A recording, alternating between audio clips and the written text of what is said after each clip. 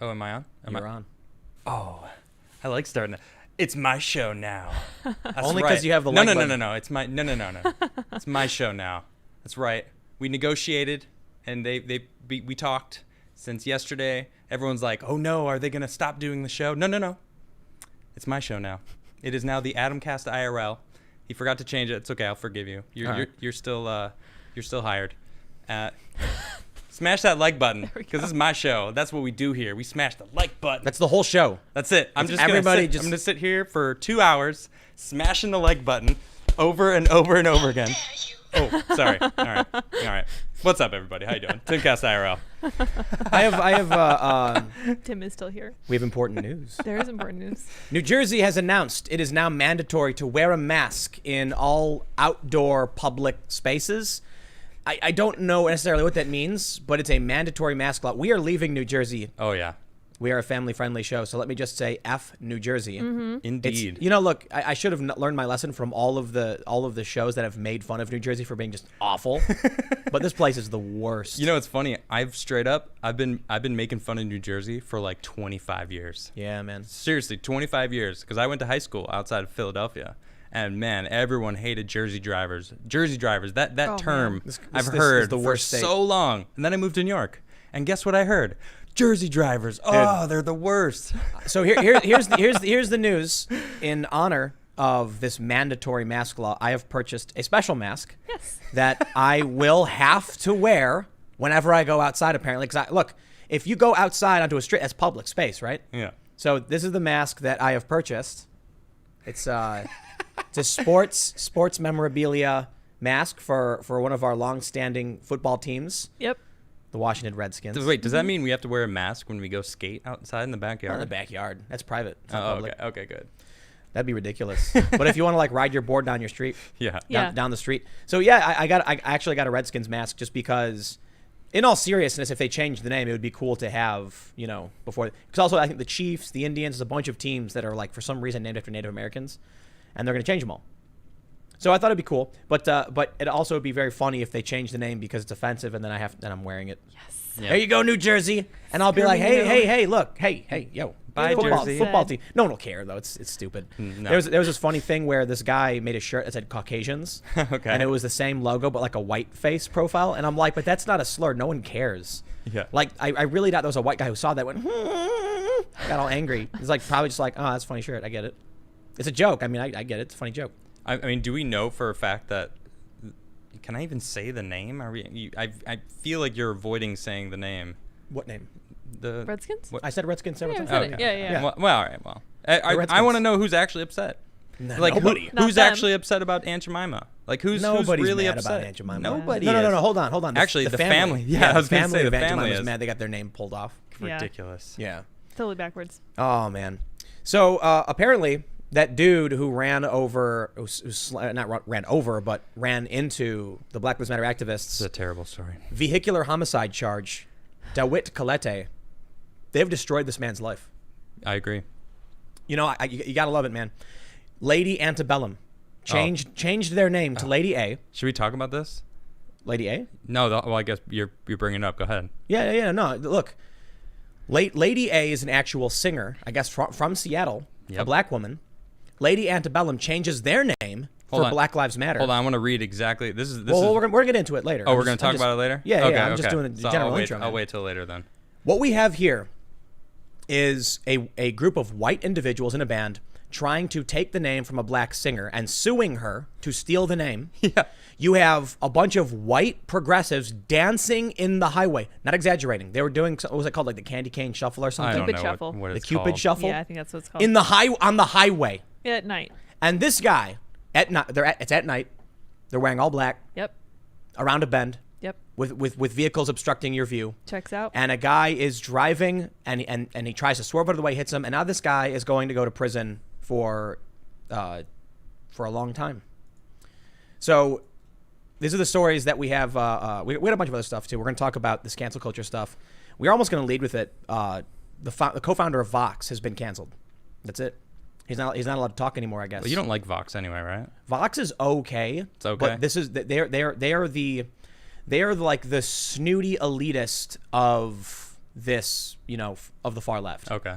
So they're the ones who, instead of screaming in your face, they'll walk up to you and go, actually, Lady Antebellum is in well within their rights to take the name from this woman. It's not racist when we do it. That's what Vox is like.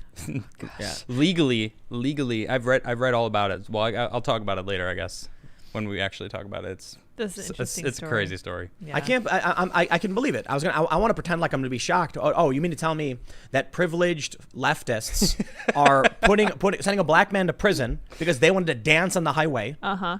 And then you've got this I think she's a blues singer, is now being sued by this band. Is she not African American? She is. Oh yeah. That's the okay. point. Yeah. It's these white progressives who are like, actually, we're not the racists. It's you're the racists. Somehow. Now let's go ruin the lives of these people. Yep. Like, they're disgusting, man. I can't stand these people. Yeah, when I read it, I laughed at first because it was so bizarre and out there that because they changed their name because of inclusivity and Black Lives Matter. And then I read this today that they're now suing her. I laughed, and then it dawned on me that it wasn't satire. It wasn't a satire article. I was like, oh wait, this is serious. What? We also got a flashback Wednesdays. It's Oh. Wednesday, right? Yeah, it's Wednesday. Okay, it's Wednesday. Don Lemon, 2013, Oh yeah. Oh, man. said Bill O'Reilly doesn't go far enough in criticizing the black community. And then he goes on to say a whole bunch of things that if we said today, that if anybody said today, would be insta-banned from like every platform. Don Lemon went off the rails. Like, man, I can't believe he even said this back then. 2013, that wasn't that long ago. Yeah. But so It seems like a long time ago. Bill O'Reilly said people make personal choices that results in their, detriment and poverty. Yep. And then Don Lemon's all like, yeah, he's right. But he doesn't go far enough. And then he specifically starts pointing out all of these things. Just, Yep. wow, man, wow. So that's the point, man. I want to call this out. We talk about it a lot, but these people, man. Hypocrisy. Man, I'm sick of it. entitlement. I'm sick of it. So if you haven't already, make sure you Smash. smash. Sorry. Thank you. That was new. I don't know where that came from. I dare. Smash the like button. That's right.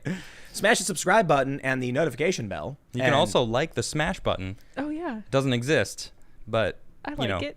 in your head, smash. And it. if you want to, you can super chat, because we will read some of your super chats later in the show. But let's do this. Let's jump over to this story, man. The New York Times reports driver charged with vehicular homicide in death of Seattle protester. The driver, DeWitt Colette, 27, struck two protesters with his car early Saturday, one of whom later died, prosecutor said. Now, before we read this, they point out these women are non-binary. These they are non-binary. These thems. I don't know what the right word is. What do I call them? Well, non-binaries. Non-binaries. I honestly, these non-binaries. This new thing about I mean, I'm trying to be lit. babies. Have you heard this? Babies. I know Lydia's like, Oh man, she's got a lot to say. No, It's this is a new ticking me thing. off. Yeah, Okay. yeah. Babies. They call them babies because they're not giving them a gender. Yeah, until they're older. children. Okay, but we're trying to talk about news. All right, Okay. all right, all right. Now, And wait, I'm let me trying just- to be respectful and Right. follow the That's rules right. of YouTube. Okay. we're They're not following. women. Okay. They're Theys. so I don't know what to say. Theymen. Theyman. That sounds terrible. Theyman. That kind of works. Kinda No, works. it's got the word men in it, and that's No, that's fine. That's So does women. triggering. We're gonna call them point everybody, of privilege. floor Point vote. of privilege. That triggers me. Theyman. Theymen. I It like has it. theymen. They're not men. It's so spelled with an I. M-I-N. No, Yeah. no. I think that actually works. I mean that in all sincerity. Theyman. Yeah. They Yeah. and man, as in humans, like man, woman, and theyman. What else? Is there a word on non-binaries? Theyman. Okay. So theymen are non-binary. These theymen are non-binary. So let's see if New York Times gets it right when they talk about Yep. it. Let's read the news here. I'm holding my breath. A Seattle man. How do they know that? Oh. Did he tell them? Are they assuming his gender? They sure are. I mean that literally, though. look at the beginning of the next paragraph too. The man. That's so weird that they do Straight that. up. That is weird that they do that, though. I mean, at least they're not throwing a race word in there too. Well, why don't they just say DeWitt Colette? You know, or let's read it. A Seattle man who authorities said drove into a protest on a closed section of Interstate 5 over the weekend, killing one demonstrator, was charged on Wednesday with vehicular homicide, vehicular assault, and reckless driving. The man, DeWitt Colette, 27, is being held with bail set at $1.2 million. Wow. Why? Why? It was an accident. Yeah, clearly. Welcome to the morality policing world, man. Get out of the cities. Get away from these people. Because I'll tell you what, they will break into your house. You will defend yourself, and you will go to prison. So it seems They like will dance on the highway. Think about how insane that is. I don't care if it's closed or not. This dude clearly wasn't intending to hit them. Now he gets a $1.2 million bail. He gets to go to prison. 2 of the charges, vehicular homicide and vehicular assault, are felonies. A spokesman for the prosecuting attorney's office said they have destroyed this man's life. Now, I get it. He was driving. He hit 2 people. One of them died. They say straight up, it's not murder. It's a manslaughter charge, meaning it was an accident. Right. He wasn't supposed to be on the highway. They don't clarify how he got on the highway, but it was not an intentional killing. His life is now over because he is stupid, and that's about it. And they wanted to dance on the highway. The Washington State Patrol and FBI were still investigating the matter, and Mr. Colette could face additional charges, according to a statement from the prosecutor's office. The authorities said that Mr. Colette was driving a white Jaguar XJL when he drove into the protesters at a high rate of speed early on Saturday morning, striking 2 protesters. You see, they just keep saying protesters instead of them or she. That's safer. One of them, Summer Taylor of Seattle, died later that day at the hospital. Another protester, Diaz Love of Portland, Oregon, was hospitalized in serious condition. A sobriety test indicated that Mr. Colette was not under the influence at the time, according to a police report. Diaz Love, who, like Summer Taylor, uses non-binary pronouns, shared a hospital selfie on Facebook this week with a message saying that they were alive and stable. No, wait. No, they weren't. One of them died. they, meaning the one person. She's talking about 2. The paragraph talks about 2 people. involved. Yes. They would have to say they is. That is or correct. They is alive and stable. I'm not exaggerating. No. Grammar is being thrown into a blender and shredded Yep. because of this. If you're going to be talking about 2 people, then they must follow a singular. So it should say, they is alive and stable. That's a good point. That's true. Because it says, Diaz Love, like Summer Taylor, shared a hospital selfie. I cannot believe Summer was murdered.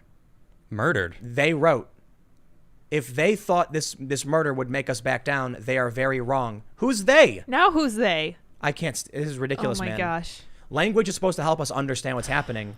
And I kid you not, when I read this, I was like, wait, they're alive? No, but she was murdered. What is she talking about? Oh, they. What is they talking about? And it wasn't murder. It wasn't murder. Yeah, first of all, it wasn't murder. I don't know. She believes it is. I don't know what to say. I'm man. sorry. They. Look, man, I'll tell you what. Men. I'm not saying this in any way to be disrespectful or funny. What? I can't understand when I'm reading and they say, "Oh, you know what they're talking about." If the New York Times writes a paragraph with multiple people in it and then says they are alive, why would I assume a singular at all? So they can't use the pronoun here. It would have to say, to be completely fair, that Diaz Love shared a hospital selfie with a message saying that Diaz was alive. It would have to use her name. Yeah, you have to use a specific name. Correct. Yeah, and then It's messed up. Diaz calls it murder. And you can tell that's the emotional side that will never relinquish, because my friend was murdered.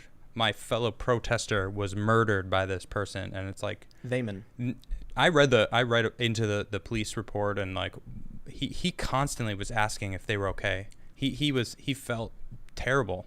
It's like there's no way that they got murdered. That is a ridiculous claim. Like he felt terrible. He has a strong family. Like they're all that immigrated here legally, working. It's like it's sad. I'm so ready to just shut everything down and just take the van down to the river, man. I'll take over. Think about how stupid this is. That the New York Times wrote a nonsensical paragraph to placate this person for this story. Well, they prefer they pronouns, so now we're going to break the paragraph. Basically. And I'm supposed to understand and just know. I tell you this, if a regular person was reading this, they would assume they were both alive. Yeah. That's true. It mentions 2 people and says they were alive. Mm-hmm. And then the very next sentence is, I can't believe they were murdered. Summer was murdered. It's like, wait, what? Well, technically it's they, because they're both theys, right? So dumb. So yeah. They were murdered. Yeah. Here they say the episode was followed dozens of similar incidents involving cars striking demonstrators. Yeah, we know all about it. It was not clear which incidents were premeditated and which were prompted by rage as drivers found their routes blocked by protesters. I'll go ahead and say very few of them. There's a story out of New York City. It was on 42nd. It was near, I think near Bryant Park. And an SUV was trying to drive down the street. Yeah, I saw The that. protesters run up and block it. The car stops. They start yelling, "You got to go another way," and the guy's just sitting there. The SUV's not moving. Well, he couldn't. They were surrounding the They were vehicle. jumping on his hood. Right. And then somebody says, "Pop his effing tires." Well, actually, They before start they to- even say that, you can hear someone took the thing off. Yeah, and they're hissing. They're draining his tires. The hissing of the air popping out or coming And then out. people start hitting the car, and so he speeds up. Yep. And they start screaming, "Get out of the way! Get out of the way!" And then he takes off and he drags a bike. And then the story was SUV plows through protesters. It's crazy. Dude, I'm not in a good mood about any of this stuff. The media has no credibility. Nope. They could have. None of these people actually watched any of the videos. Correct. They didn't bother to. They didn't do their job. These people don't do their job anymore. Could you imagine if I hired a plumber and he showed up to your house and just went in the living room and like played video games? You'd be like, "Bro, I'm not hiring you to do this." You'd be like, "Well, I'm on the clock. Too bad." Yep. But with journalists, people just assume they must be correct. Yeah. The journalists have realized this. Well, they're I not don't even get it. journalists. They're not journalists anymore. They're I'm actors. talking about NY1. I know. They're Yeah, actors. yeah, That's yep. what it is. They're just TV actors. Exactly. And then they just get a robot to write up a generic fake article. Yep. No one has any idea what happens. And then everyone else rewrites the same trash. Mr. Colette's lawyer, John Henry Brown, told the AP that he was remorseful over the incident, and there's absolutely nothing political about this case whatsoever. Mr. Colette lives with his parents in Seattle. So what do they got to put up? They got to put up 10% for him to get out of jail? This guy, $120,000. he works for DoorDash. Yeah. And now he's going to go to prison because he was just dumb. Look, I think these laws are so stupid. So stupid. I'm totally down with prison reform. How does it make sense that someone who did not intend to kill someone is facing a $1.2 million bond? I don't know. That does not seem fair. Right. The criminal intent. Why it's isn't, you know, man. No, they're using this. They're using this as fuel to burn, to get more angry, emotional outbreaks from the people that they think are winning this civil war, this mental civil war that we keep talking about. That's what it is. It was an They're accident. placing their bets. This guy should have been let go right away. The guy in New York. Agreed. The guy in New York got taken into custody And then released. No charges. Yep, exactly. No, I mean, he didn't kill anybody, granted. Right. You know, so this actually did result in a death, which is terrible. But he didn't was murder not anybody. premeditated, It was yeah. absolutely an accident. They don't know how he got on the highway. For all we know, they could have forgot one of the exit or the entrances. He could have just been Well, going yep. like the GPS might have just been like, take a right onto Or- the entrance or and boom, followed it up. Did they put a hard roadblock in the highway? Right, did they? What if he got on a long time ago? Right. Yeah. And, What if he and just we're made a reading, wrong they turn? don't even know yet. So What if he how made- are they adding this and making this what they're slamming on him when they don't even have all the information Well, themselves? maybe it'll go to trial. Maybe he'll win. But do you think this guy's gonna be able to afford a real attorney, a real lawyer to defend him? No, I certainly want to give him a little bit of help. Yeah, seriously. So I pulled up the state law for Washington. They say vehicular homicide. It is a manslaughter charge. A crime related to manslaughter is vehicular homicide, which is defined as a death caused by any type of motor vehicle, including a car, SUV, taxi, motorcycle, truck, or bus. Under state law, any death that occurs within 3 years after an auto accident due to injuries incurred in the accident can be considered vehicular homicide if the accident was caused by another driver's negligence. Why send someone why charge him with a felony and put him in prison for several years over what's obviously an accident? Make an example out of him. Yeah, I think you're right. But what's that going to do? Nobody knows. It's going to cause more disruptions, more people being upset. No, Like, I'm talking about the law in look- general outside of all of this. Okay. Like, these laws are everywhere. It never made sense to me when they're like, somebody is driving a car and it's negligent, not malicious, and they get into an accident and they're sad and they're upset and it was an accident and they have no intent on committing crimes ever again. And so you're like, yeah, but we think we should just totally destroy your life and lock you up for several years. Yeah, not only do you have the death of someone on your conscience forever. Without the intent to actually kill them. Exactly. It was an accident. They say Like, accident. Yeah. I mean, that's what I was saying the other day. Like, I feel bad for this guy because, he was in the car. He heard them hit the car. And he tried stopping. He continually asked the cops, "Are they okay?" Like, tried stopping. I want to know if they're okay. Please tell me if they're okay. And it's They like, attacked man, him. he clearly, and they came after him, so he drove further away. It's like he didn't drive away. He waited for them. Man, I feel bad for him. He's got it on his conscience. It's like, that is enough. That's terrible. He didn't do it on purpose. It's a Class A felony. It's insane. If a person commits vehicular homicide under the influence of drugs or alcohol, an additional 2 years will be added to the sentence. So I believe as a felony, it's probably a minimum of 1 year. I don't know entirely it could be different in Washington. But what about the people who are on the highway? Don't they have responsibility for breaking the law? Or who let them there?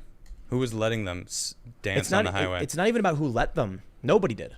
But they broke the law by being on the highway, of obstructing a highway. That's a good point. Do they have no responsibility? Are any of these other people going to be arrested? No. I'll tell you what. Arrest this guy, lock him up for vehicular homicide. I get it, the law's in the books. And every single person doing that stupid shuffle dance should get charged for whatever the charge is for obstructing a highway. The police won't do it. And for causing, causing an accident. For causing a death. Not just an accident, every single one death. of the people on the highway should be charged with some Accomplice kind of. to 100% agree with you. something. Yep. Absolutely. But this is the name of the game, man. This is why I want to get as far away from these cities as possible. Yeah. It is in our faces. Yep. You will be driving down the road. They will jump on your car. They will shoot you, and then you will get arrested if you try and do anything. Yep. They have given these people carte blanche to just go around and do whatever they want with impunity. It's crazy. Yeah. So can the feds come in and do something about this? Not this guy specifically, but they were on an interstate. That's federal jurisdiction, right? How about you charge them, Trump? Charge these people for blocking the highways. They keep doing it across the country. Now, there's no law and order, and it's not going to come from the Republicans. It's not going to come from Trump. I have no faith in anybody. I look at what's going on in New Jersey 2nd with Jeff Van Drew. You know what's going on with this? No, what is it? Jeff Van Drew is the guy who switched from Democrat to Republican. Oh, okay, right. So now what do we get? We have a district that is traditionally Republican voting in a moderate right-leaning Democrat. Okay. Probably the furthest left Republican in the Republican Party. Yeah. Now that's fine because Jeff Van Drew, I think, is an okay dude. I don't agree with some of them. He's actually further right than I am. But if the whole party is being, if all of our political space is being pulled to the left, that even in this district that's Republican, they're going to vote in, a left-leaning, technically a far left Republican by Republican standards. I'm not convinced that whatever happens in November is going to rectify any of this. These cultural issues have nothing to do with politics, and politics comes so far after the cultural issues, it's pointless. There's nothing. I'm sorry, man. I'm being pessimistic, but I don't know what can be done at this point. Yeah, and that's actually on that note, it's like they're mixing them both together. So you can't even start an argument because politics, culture, it doesn't matter to them. It's all in this big mess of that's what they're angry about. It's like, well, what are you angry about? Well, the culture and everything and the society and all political realm. It's everything's fault. So you can't even start a conversation because it's all of it together. They combined it. We have jumped so hard into authoritarianism over the past several months. Yep, you're over absolutely the past right. Several years, and this is cultural. There is no changing it. There is no resistance to the authoritarian takeover. There is no Republican. There is no conservative. There is no right-leaning individual that is part of a large resistance group that challenges this stuff. The closest thing you have to it is the intellectual dark web. Okay. A group of academics and high-profile individuals and some conservatives who are challenging this. What I mean to say is, of course, there are people who are Trump supporters, conservative, moderate, who all agree this stuff has gone too far. But there is no collective organization that works like the left does to destroy our civil rights and civil liberties. It's true. In California, they have literally voted the state assembly and the state senate to repeal civil rights law from their constitution. Yep. It is happening in our faces. It's crazy. Across this country, morality policing is taking over, and there is no organizing from anyone anywhere to challenge it. There's a little bit, but what ends up happening, and what I've been seeing from a lot of commentators is that conservatives sit back and say, wow, this stuff is bad. I'm going to vote for somebody come November. But the politics comes later. Who's the one who said that politics is Andrew Breitbart. Breitbart. Politics is downstream from culture. That's one of my favorite quotes. That's why So everything true. always moves to the far left. Because all of these big brands think left is safe. No one knows what the line is for the left. Right. And no one is challenging it. And when you do, you get banned. Well, there's a few that are standing up right now. But think about the organizational power of the left. They have dozens to hundreds of nonprofits that manipulate, lie, target, destroy, harass, and the right has people, individuals. It's true. And that's the weakness. And that's actually the core philosophy of each side in a sense. Yeah. The right is individualist and the left is collectivist. That's true. So the left forms a collective, gets a bunch of dumb people to send stupid emails. They go out, They block highways, committing a crime. Nothing happens. They tear down statues. How many people have been arrested for tearing down statues? Like 5. And that's Trump. Yeah. And I it's think, for I the think most a lot part. more now. Yeah. There was a handful of people at the state level who have been arrested. Okay. But you look at the sheer number of people who have gone around doing this. Then you look at the people who painted over 2 letters of Black Lives Matter in that California town, crime. getting charged with the hate crime. This is it, man. We saw it with COVID. We see it now with the riots. If you go out and say lockdowns are bad, here's a $500 fine. You go to church. Remember when those people went to church in their cars, and the cop went car to car giving out tickets? Yep. Oh yeah, but you can dance on the highway, no problem. Well, now it's even getting worse. Like, people are going to church, and the Black Lives Matter movement is showing up and screaming at the people going to church. Yeah. Yep. And going into the church and like shutting it down. Shut it down. Black Lives Matter. And it's like, you guys are in the church. Like, what are you fighting against right now? I thought it was police reform. And then now it's, bring down the patriarchy and the nuclear family. And it's like, what is the goal? You know, I don't think anything's going to stop this. No? When Trump supporters, Bikers for Trump, came out to that small Ohio town and counter-protested, the media said far right, violent, all that really negative stuff. Well, I mean, everybody but the far left is far right to them. So, of course. Because of the cultural institutions being controlled by the ideological left. So I think there's only I think there's a couple. Voting won't change anything. It's too late. Electing a politician won't do anything, because then 2 years later you will have an ideological backlash from the fact that they're banning conservatives, they're banning moderates. You're not allowed to say certain words or names. So what do you think happens in the next election if Republicans win? The Republicans will do nothing. They will not pass 230 reform. They'll say, well, private corporations, that's a good argument, and they'll argue about it. And then 2 years later, the screeching, reeing left will vote in their people, take the House, and pass hate speech laws. They'll get their Supreme Court, nominees if Trump doesn't win. Then they'll start making rulings on what the First Amendment doesn't actually talk about about hate speech, so we can make hate speech illegal. I don't see a way out unless literally 9 out of 10 Americans stood on their front porch and put a flag up or something asserting that we will not be bullied. But it's just how do you get the supposed silent majority to be the vocal majority?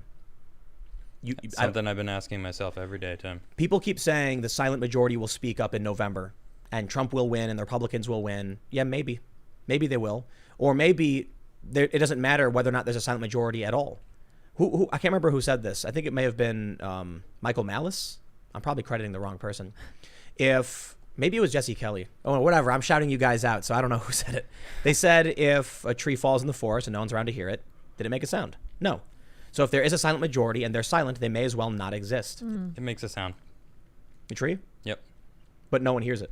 That's okay. So no one knows, no one cares, no action is taken. The tree is never removed. You just have a downed tree and you have the problems caused by a downed tree. So if you have a silent majority and they say nothing, they may as well not exist. It I think doesn't that matter. was Greg Gutfeld. Was it Greg? Yeah, it was. 5 days ago. Yes. Yeah. I shouted at the wrong people. all Greg, good tweet. And I commented to it. Great He people. responded. I just shouted at a bunch of people, whatever. It's always one of them. They make good points, right? They do, yeah. So the way I see it is you know what I was thinking earlier? I was like, you know what I think? I think we lost a long time ago. I think so. Sun Tzu out of war. No, You win the war I disagree. before going to war. Bro, we've been watching across the country Sure. people being charged, like a cop he's facing the death penalty for doing his job, and there's no protest, no riot, no one speaking up. Like I say no one, I'm exaggerating. Of course there are some people speaking up. There's no collective organizations. The blue flu in Atlanta was only like 100 and something off 100. It was over 300 people. 300 cops. Are you sure? In Atlanta? In LA. No, in Atlanta, okay. over Rayshard Brooks, it was like 150. Oh, okay. They got to have more cops than that in Atlanta. I mean, Even the cops don't stand up for each other, which is surprising. In New York, there's been a little bit of a blue flu. LA had a blue flu. But these are jurisdictions with tens of thousands of police officers and support staff. They don't stand up. They don't speak up. Nobody cares. Look, man, how do you have, for I think it was 19 days, these people were dancing on the highway, and the cops didn't arrest any of them? They're allowed to do this. They're allowed to break the COVID rules. They're allowed to break CDC regulations. You're not going to convince me. I mean, I'm not trying to convince anyone. I'm just complaining. I just heard, yeah. I don't like complaining. I'm sick of people complaining. Like I want to work on the answer, the what we need to do. What do we need to do? I get it. They're all, that's why I keep saying, like, they're firing on all cylinders. They're trying their hardest right now because they are losing the power that they've been used to for so long. What power? The power to control the masses, the power to do what they really feel like. This is them unleashing the beast to try to reclaim the control that they are clearly fighting for. When did they lose it? They've been controlling cultural institutions forever. They haven't lost it. I'm saying their grip is loosening. They're seeing it. That's why they hate Trump so much. But if their grip is loosening, Trump's why is it flipping worse? the table on them? Because it's getting worse and worse. Trump's finally canceling China, basically. It's like, yes, he spoke about China for a long time, but all of a sudden it's, that doesn't change their control of cultural institutions, which dictate our politics 3-4 years later. Okay. If they are getting away with breaking the law, and the states and the police and the DAs are all supporting it, and all the major corporations are supporting their religion, then what? It doesn't matter if Trump does anything to China. It doesn't even matter if Trump wins, because in 4 years, you're not reversing 2 decades of indoctrination. Well, we're not seeing it because, number one, the media isn't going to want anyone to see this. All right? I'm hearing stories that sheriff departments are like, we're not wearing masks. We're not enforcing this mask law anymore. And it's happening. I'm seeing little inklings of it because it filters out. People are like, yo, check this out. This is actually happening. And I look into it, and it's true. So there's places out there that they are standing up. It's the cities then. Yeah, absolutely. It's the cities. And who controls the cities? The Democrats. Yep. They want this to go on. That's why they're using this guy as an example. They're like, oh, man, we got to give him the $1.2 million bond. That's obscene. Absolutely. Gratuitous. They're taking it up to 11, and they're pushing on everyone, trying to convince the rest of us, like they're convincing you. You just told me I don't think we're gonna win. I think we've given up. I think we already lost. I think we've already lost. Even worse. Even worse. Yep. They got you. Well, they didn't get me. Got me in what regard though? They've convinced you that you've lost. And what does that accomplish for them? You're going to give up. You're going to go live down by the river, and I'm going to take over the show. No, we're moving to the middle of nowhere to get out of the cities. I know. I'm just making I'm kind of making a joke, but I'm also, you just basically said that though. So it's like, I'm not going to be convinced that they're going to take over our country. No, I'm not. Absolutely not. I'm going to keep doing my research. Every day I do hours of research. I'm learning how we got to this point. I'm learning the laws that we have right now. I want to know all the stuff that I can, so that I can talk about it and figure it out. Because I just said, I don't like complaining. I don't like people that complain. I want to talk about the solutions. I want to work on how to move forward. What's the solution? Really? If I had that, you think I wouldn't have led with that if I had the solution already? Give me an idea of what you think we do now. More people need to do exactly what I'm doing right now. Do their research. Open their eyes. Look what's actually happening. That's what needs to happen. And then what? And then what? What do you mean? Yeah, how do they apply it? Like just in voting? Man, I wish I had all the ansers. Yeah, I wish I had all the answers. I'm looking for the answers too. Well, I am not going to give up. Right. No way. Give up in what regard though? Roll over and let them win? Let them take and destroy our history? Let them tell me that, this country isn't great anymore? Like that we're not like on the forefront of showing the world what it's like to be free? What would inspire the silent majority to all at the same time go out in the streets and march in the hundreds of thousands? That's a great question. It's a great question, Tim. I don't think anything. All right. I think there's a couple big problems. With the hyper concentration of the progressive left in cities, all they have to do is walk out their front door and they find thousands of people who agree with them. For conservatives and moderates, you live in the suburbs, you live in the rural areas, you're miles away from the next person. You'd all have to fly to one city to be seen. So this is an interesting thing about Donald Trump's inauguration, and they mocked him over it, saying that nobody showed up. Well, Trump's got a huge rural voter base. They're not all going to fly to D.C. They're going to watch online. So based on the online live stream numbers, he had a really large inauguration viewership. If brand marketing, big business, has already been infiltrated by the far left. I guess they just shift the whatever mask they're wearing to keep people buying, spending all their money on It's the not stuff even they that. don't need. That's exactly what it is. PayPal will ban you outright if you have bad opinions. And they control, I think, like 76 or 78% of all financial transactions online. Some ridiculous number. Next up is Stripe. Other than that, there's like basically nothing. And Stripe has the same rules. Same rules. Makes me not want to use PayPal anymore. Do you see what happened? Do you know what happened with Gab? What about it? I think it was Gab. Google seized their domain name, right? Let me look it Was up. that Gab? I think so. I think it was Gab. Maybe that was the Daily Stormer. Oh, I think Yeah. it might have been. Yeah, it might have been the Daily Stormer. Gab had right now, Torba, the guy who founded Gab, Okay. has been banned from credit card companies. I think it's just Visa. Okay. And anybody who is like associated with him, right, his address, Mm-hmm. can't use Visa anymore. Okay. What happens if Visa and MasterCard ban you? And they have done this already. One guy, his name is, I think, Robert Spencer. Is that the guy? Oh, the jihad Yeah, watch guy? he's a well-known researcher. Not Richard Spencer. Not Richard. His name is Robert Spencer. And apparently MasterCard contacted Patreon and said, terminate his income. And Wow. Patreon said, you got it. He just did And it. then one day he woke up and all of his income for his business was gone. Okay. Chase Bank banned the Enrique Tarrio, the chairman of the Proud Boys. They terminated his personal accounts Okay. because a journalist contacted them and said that he was, far right That's or whatever. Scary. So these companies, these financial institutions, already have the rules in place, and they will ban you if you get out of line. You will not be able to use a credit card. You will not be able to open a bank account. It's happened. These people are gone, and no one's done anything, and that's it. They're just gone. Like their businesses were destroyed. They're no longer in the public realm, and it keeps happening, and it's been getting worse. And now we've graduated to the next level where these people of this ideology can willfully break the law on federal property, and no one charges them with a crime. So what do we do, Tim? What is the answer, huh? Are you gonna give up? Are you gonna stop speaking out? Are you gonna go live down by the river? Half.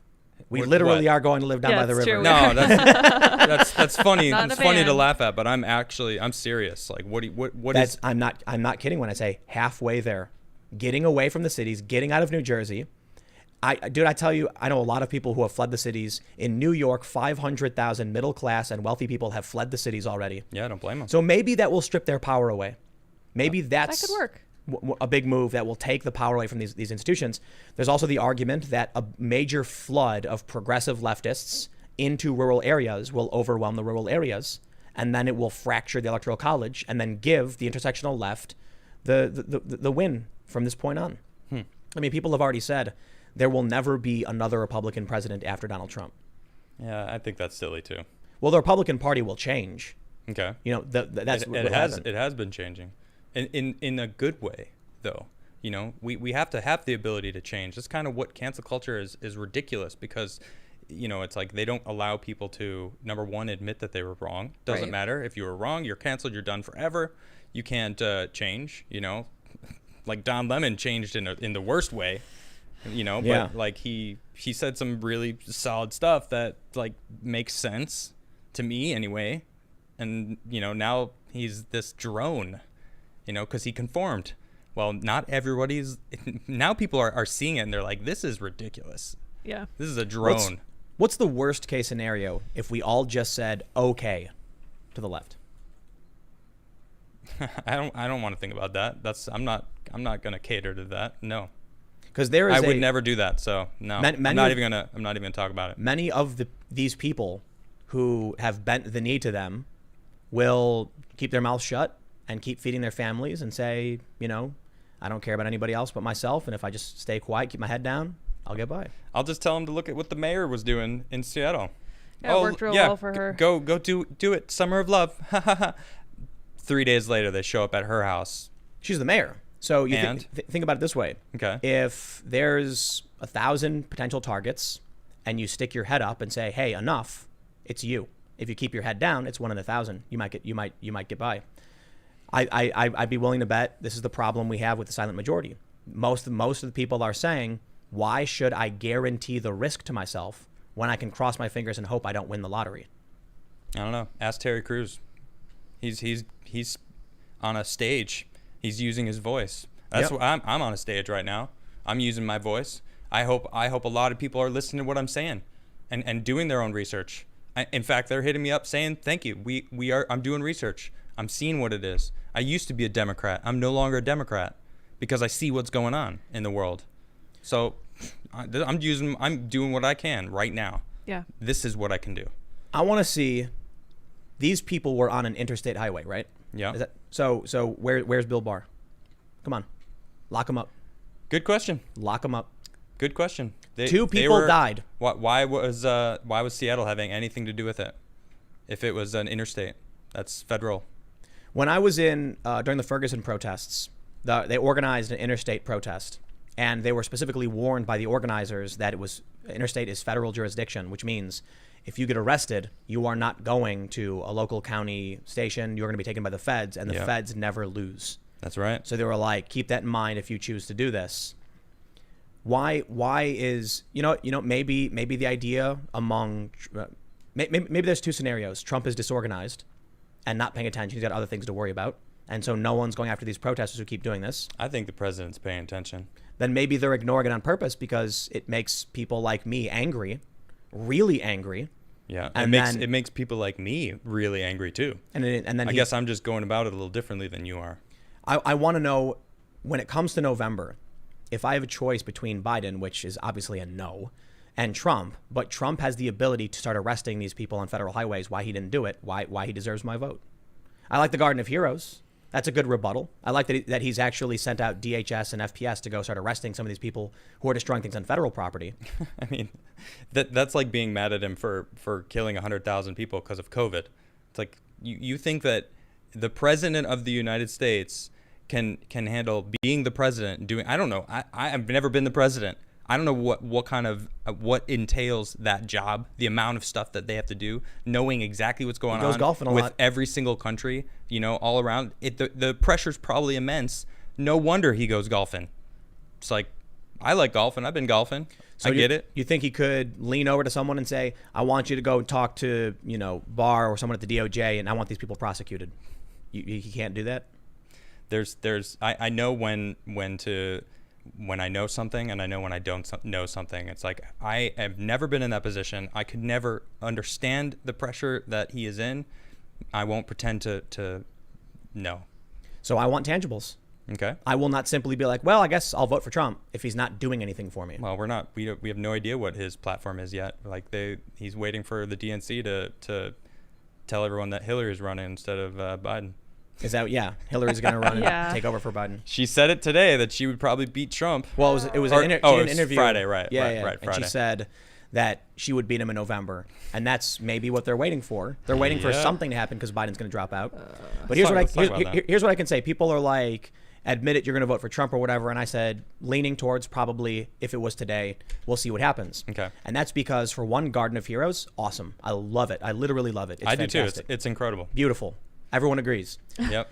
They don't, which is stupid because they Everyone should. should They agree. definitely should. I don't get it. Department of Homeland Security protecting statues. I like it. Fantastic. Me too. Excellent job. Yep. And I want to see when they have the power to actually arrest these people. Leaving the WHO, great idea. That I don't know about. I think so. I think there's a lot of problems, and I think Trump might be pulling a big ask. I think China and the WHO are working hand in hand. And then China dumped in $2 billion when Trump said we wouldn't fund you, and China was like, "Don't worry about it. Here's $2 billion." Yeah, because we've been. Mm-hmm. Again, So, it's another mask that China's wearing. I think from at this point, you have to have faith that you have to have hope that a Republican sweep of the House and the Senate plus a Trump victory will reverse course and save this ship. And it doesn't matter if you think it can't either. Even if you think, like I was saying, maybe we already lost. I'm not saying we don't go vote. We don't keep trying. It means like maybe we need to start making plans for what that entails. So tell me, what would that entail? What does that mean if they want the Moving left out of wins? cities. That's it? Just moving out of cities? Yeah. That's And then we take it one step at a time. okay. So you have people who have been indoctrinated their entire lives, and are a part of a new religion that cannot be broken from their minds. And we have 4 years of Trump, hopefully, if he wins, or I shouldn't even say Trump. It's not even about Trump. It's about the Republicans doing 230 reform. Section 230 reform would be like a silver bullet that will, reverse course so fast For the online community. for this country. Yeah. Forcing these tech companies to uphold legal speech will flip this boat around in 2 seconds. The DOJ has already proposed it. It's a good idea. It's a good point. They can't get it through the House. And so it's not going to happen unless the Republicans win both the House and the Senate. That is our best hope. Well, they don't want that because that is like their last vestige of control. The fact that they can ban anyone that disagrees with them, that they're canceling people left and right that are further on the right than what they want. I'm probably on their radar right now. Yeah, dude. I'm sure I'm on their list. You got mini canceled. Yeah. Kind of. Your video where you were explaining voting for Trump, they nuked that several times. Yep. I'm pretty sure Facebook shadow bans my posts now because dude, of you're a threat. I've been very vocal on Facebook lately, so when people know that I'm not happy with it. When Tim Pool does a video where he's like, cancel culture is bad, but Trump is still kind of bad too, they say that's fine, ignore him. Yeah. But then you jump on the show and you're like, no, I'm going all in for Trump. Yep. Then they're like, that's a problem. Yep. They tolerate me. Mm-hmm. They want me to be as far right as people are willing to go. Then you step on board and you're like, I'm going all in, and they're like, ban his video. Shut it down. Unapologetically, man. I regret nothing. I will never. I won't change. I won't change my vision, my opinions because they want me to. No way. I'll stand against that wall, man. As Terry said, that's what I said. I'll die on that. That's I'll die on that yeah. hill. Yeah. Yep. Gladly, I'll stand with Terry Crews, man. So, what do you do if the blue wave hits? They sweep the House and the Senate. Biden wins, and it's just blue all across the board, baby. Now, Mike Cernovich said, in this scenario, it would result in a very far-right government in 4 years. Because Joe Biden is weak, and the blue wave would result in a loss of law and order. People in cities and rural areas would not tolerate the lawlessness, and it would cause a major backlash among the silent majority who rushes out and then votes in all hard right across the board. Based on the trajectory of British politics, there's good reason to believe that regardless of the polls, we are going to see the biggest Republican victory in 100 years. But that makes sense. But it's not based off of a hard data point; it's anecdotal. Yeah, but the hard data points that they're shoving down everyone's throats, we've already known that they're not the truth. They've been broken since 2015. Probably those before polls, that, probably beforehand, Yeah. but it didn't matter because they had their mascot as president. When Obama was in the presidency Mm-hmm. for 8 years, polls were relatively, pointless. Right. So the polls could have been broken for 2 decades now. Good point. And we might not even know. You're absolutely right. They can't track it properly. I wasn't political back then. I had no idea. But the important thing is that the national polls in 2016 weren't actually wrong. They got the popular vote mostly correct. There was a margin of error, so they actually got it right. Okay. The problem was that the probability of Trump winning was considered to be nil. However, what's that poll called? Norpoth or whatever? Oh, that was the professor who was talking about. Yeah. He's saying 91% chance that Trump wins. Yeah. Off of primary votes. You want to know something crazy? What? New Jersey won't release the primary vote tally for Trump. No way. Yep. Really? So the official reporting is that the numbers will not be tallied because the race is uncontested. Funny. Uh-huh. So maybe that's the hope. Maybe they're desperately trying to sweep this under the rug. Dude, they're trying to convince the public that there's no hope anymore. I see it when I look at you talking to me for the past 25 minutes. I'm not saying don't vote and don't fight. I know that. I know that that's not what you're saying, but you are awfully defeated about this. And I'm not necessarily, you might not be convinced, but that's what they're trying to do. They're trying to convince people that it's pointless, you lost, you can't speak up, or because we're going to cancel you, we're going to call your job. I'm saying to speak up. I am too. The point I'm making. I'm speaking up. The point I'm making about recognizing we may have already lost is that even with 4 years of Trump and the Republicans, the culture of the far left will not change. And these people are indoctrinated. They will not be changed. See, I don't know if I agree with that because of what we were talking about last night about how, how fast we've gone in 6 months, right? How fast have we gotten here? How long has it changed? And then you made a good point of, we really haven't looked at the nuances of how long it's really been going on, which is more like since 2010, 2012. Probably Occupy. Facebook. Yeah, since the abundance of everybody being on Facebook and becoming like a, younger and younger children, kids have gotten onto Facebook at an earlier age. What is the number one thing Chinese kids want to do when they grow up? Do you know what the answer is? An astronaut. Yeah, that's correct. And American kids. You know what it is? YouTuber. Influencer. Yeah. They want to be influencers. They want. Have I told you how this started? No, what?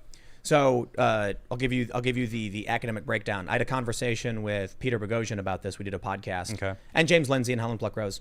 And his view as he's in academia, he's an associate, I believe he's an associate professor of philosophy, was that it started, this mentality, this ideology of intersectionalism started in the late 70s, 80s, and they started teaching people this stuff.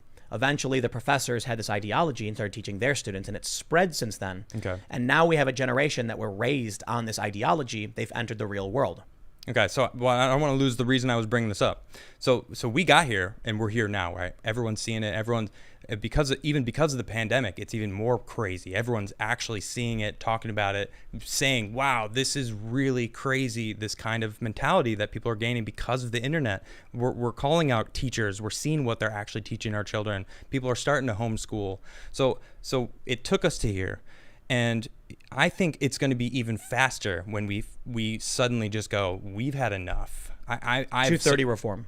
We need it. I absolutely agree with you. 230 reform would be Donald Trump pulling out what was that gun we were watching earlier? The 500 Magnum. 500 Magnum? The Yeah. 500 Magnum. The barrel was super long. Yeah. Putting a silver bullet and boom. President Trump, if you are Figurative. listening to me right Figurative. now, or our show, number one, I'd be honored.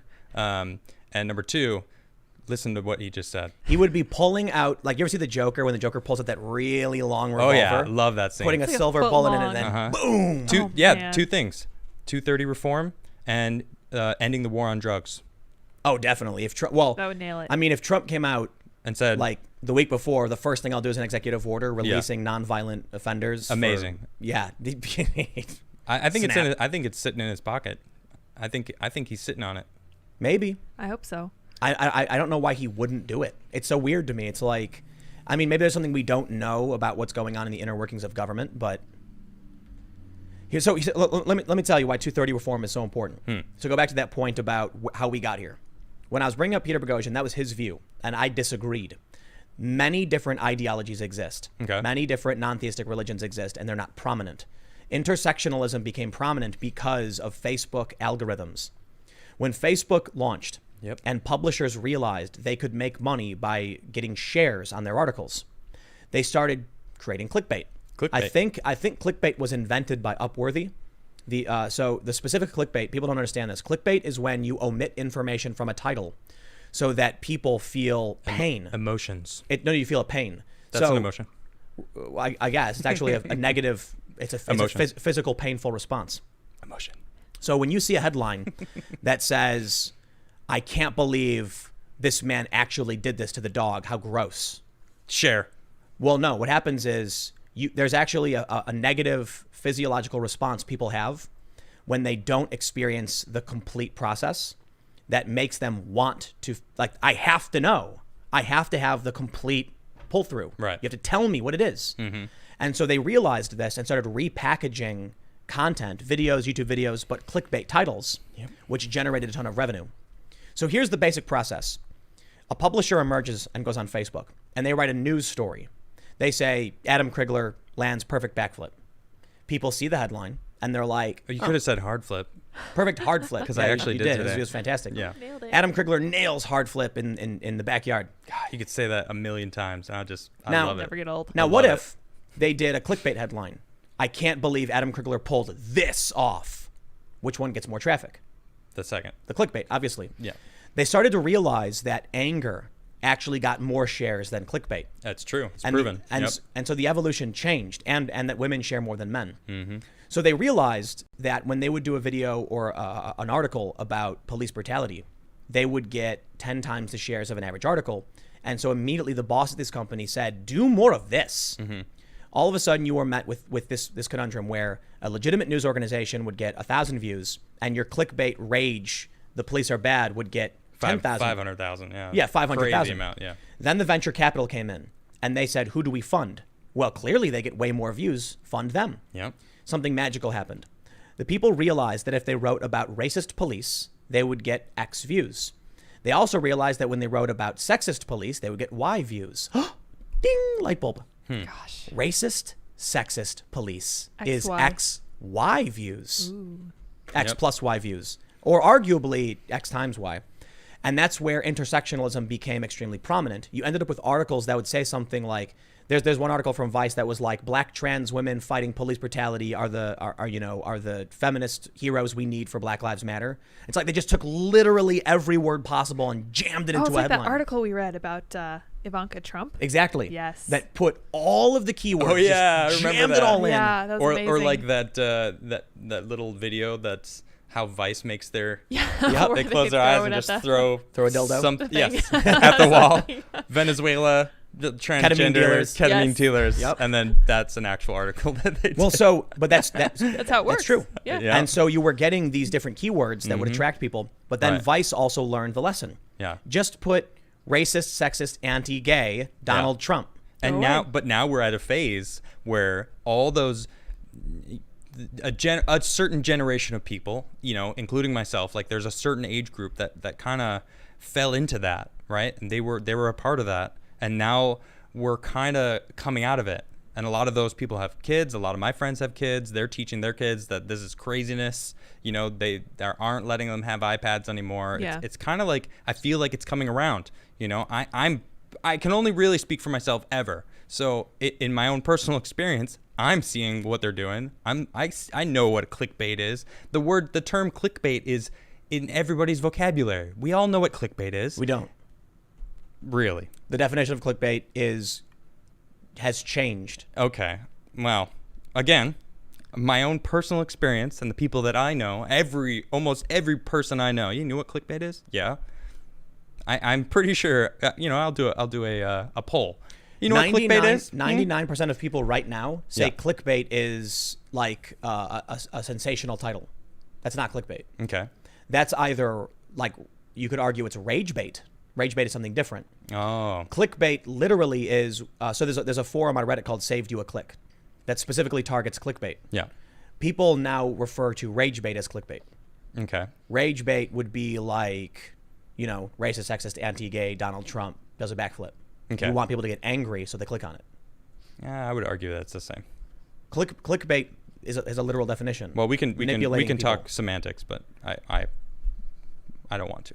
You can argue that rage bait is a form of clickbait from a parent tree kind of perspective. Sure. But the origin, Let's just go with that. The We'll move origins on. was literally omitting information to trick someone into, to force them to click. Yeah. But I think one thing that happened with that too is that people got tired of it. I just started scrolling past it. And I'm like, if you don't tell me, I don't want it. I don't want it. Absolutely. hate You're absolutely right. Yeah. And I think that's widespread. Section 230 reform.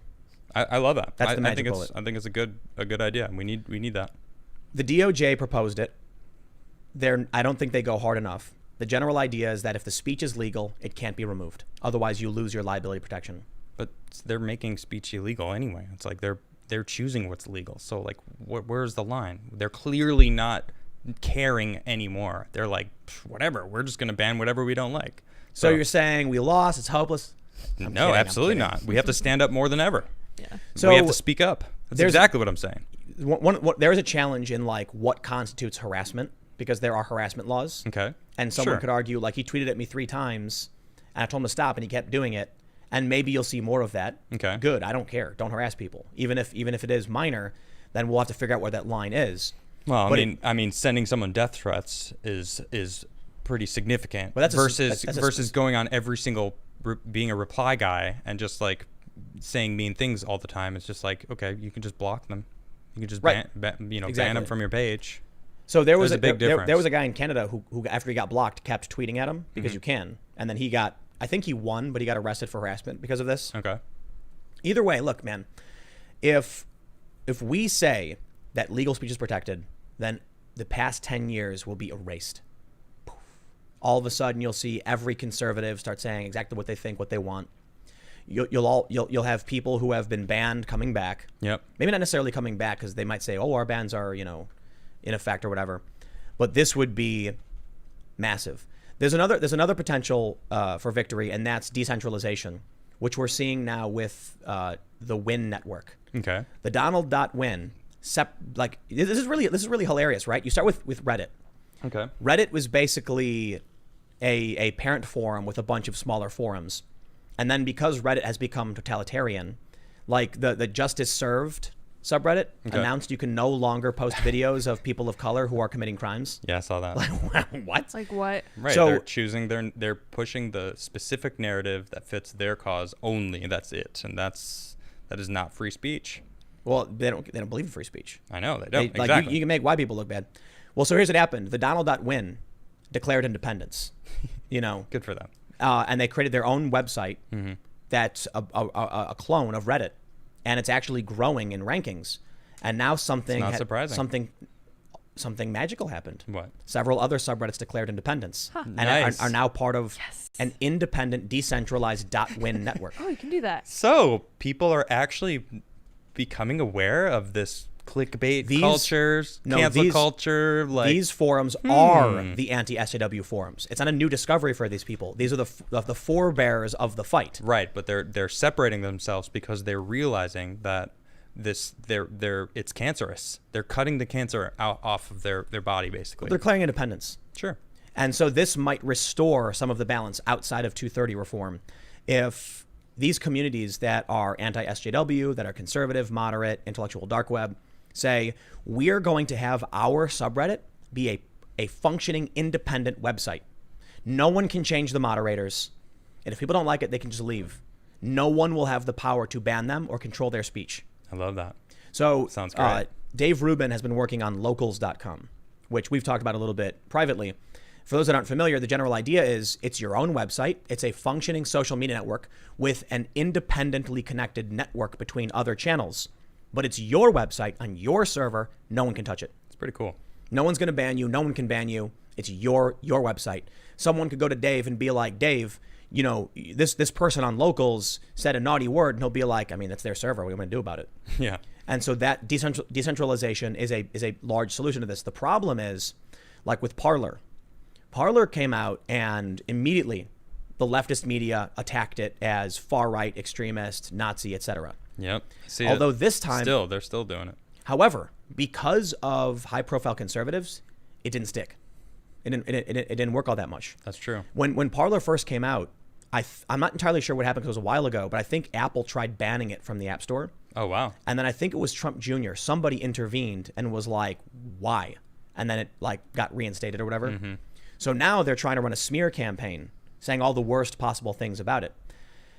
And it's because the left controls all the cultural institutions. Yep.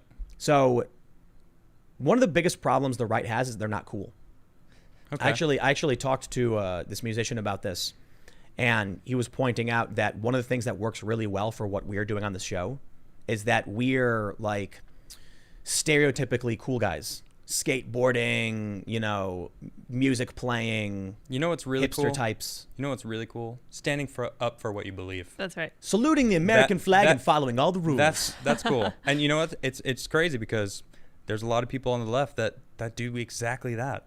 And that's why they're so powerful right now. We need more people standing up for what's right. Because It's they funny.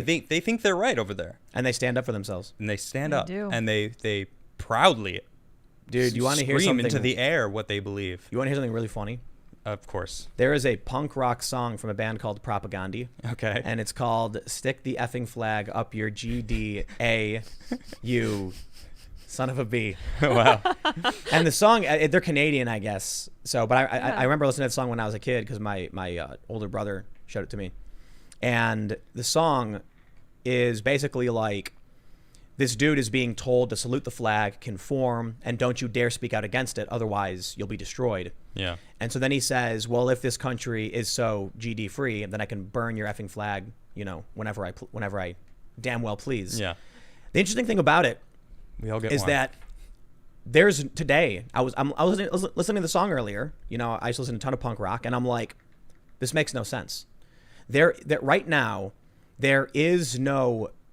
You can burn the flag and that's it, and nobody you don't get canceled for it. I don't know. I don't like that at all, because you burn specific flags and that's hate speech, but you burn the American flag. That's not hate. That's, Interesting. That's you saying that it's You know what I'm gonna do? speech. I am going to rewrite the lyrics to that song. Oh yeah. Yep. Cool. And I'm going to say the same thing. If this country is so free, I can burn your flag, whichever one. Yeah.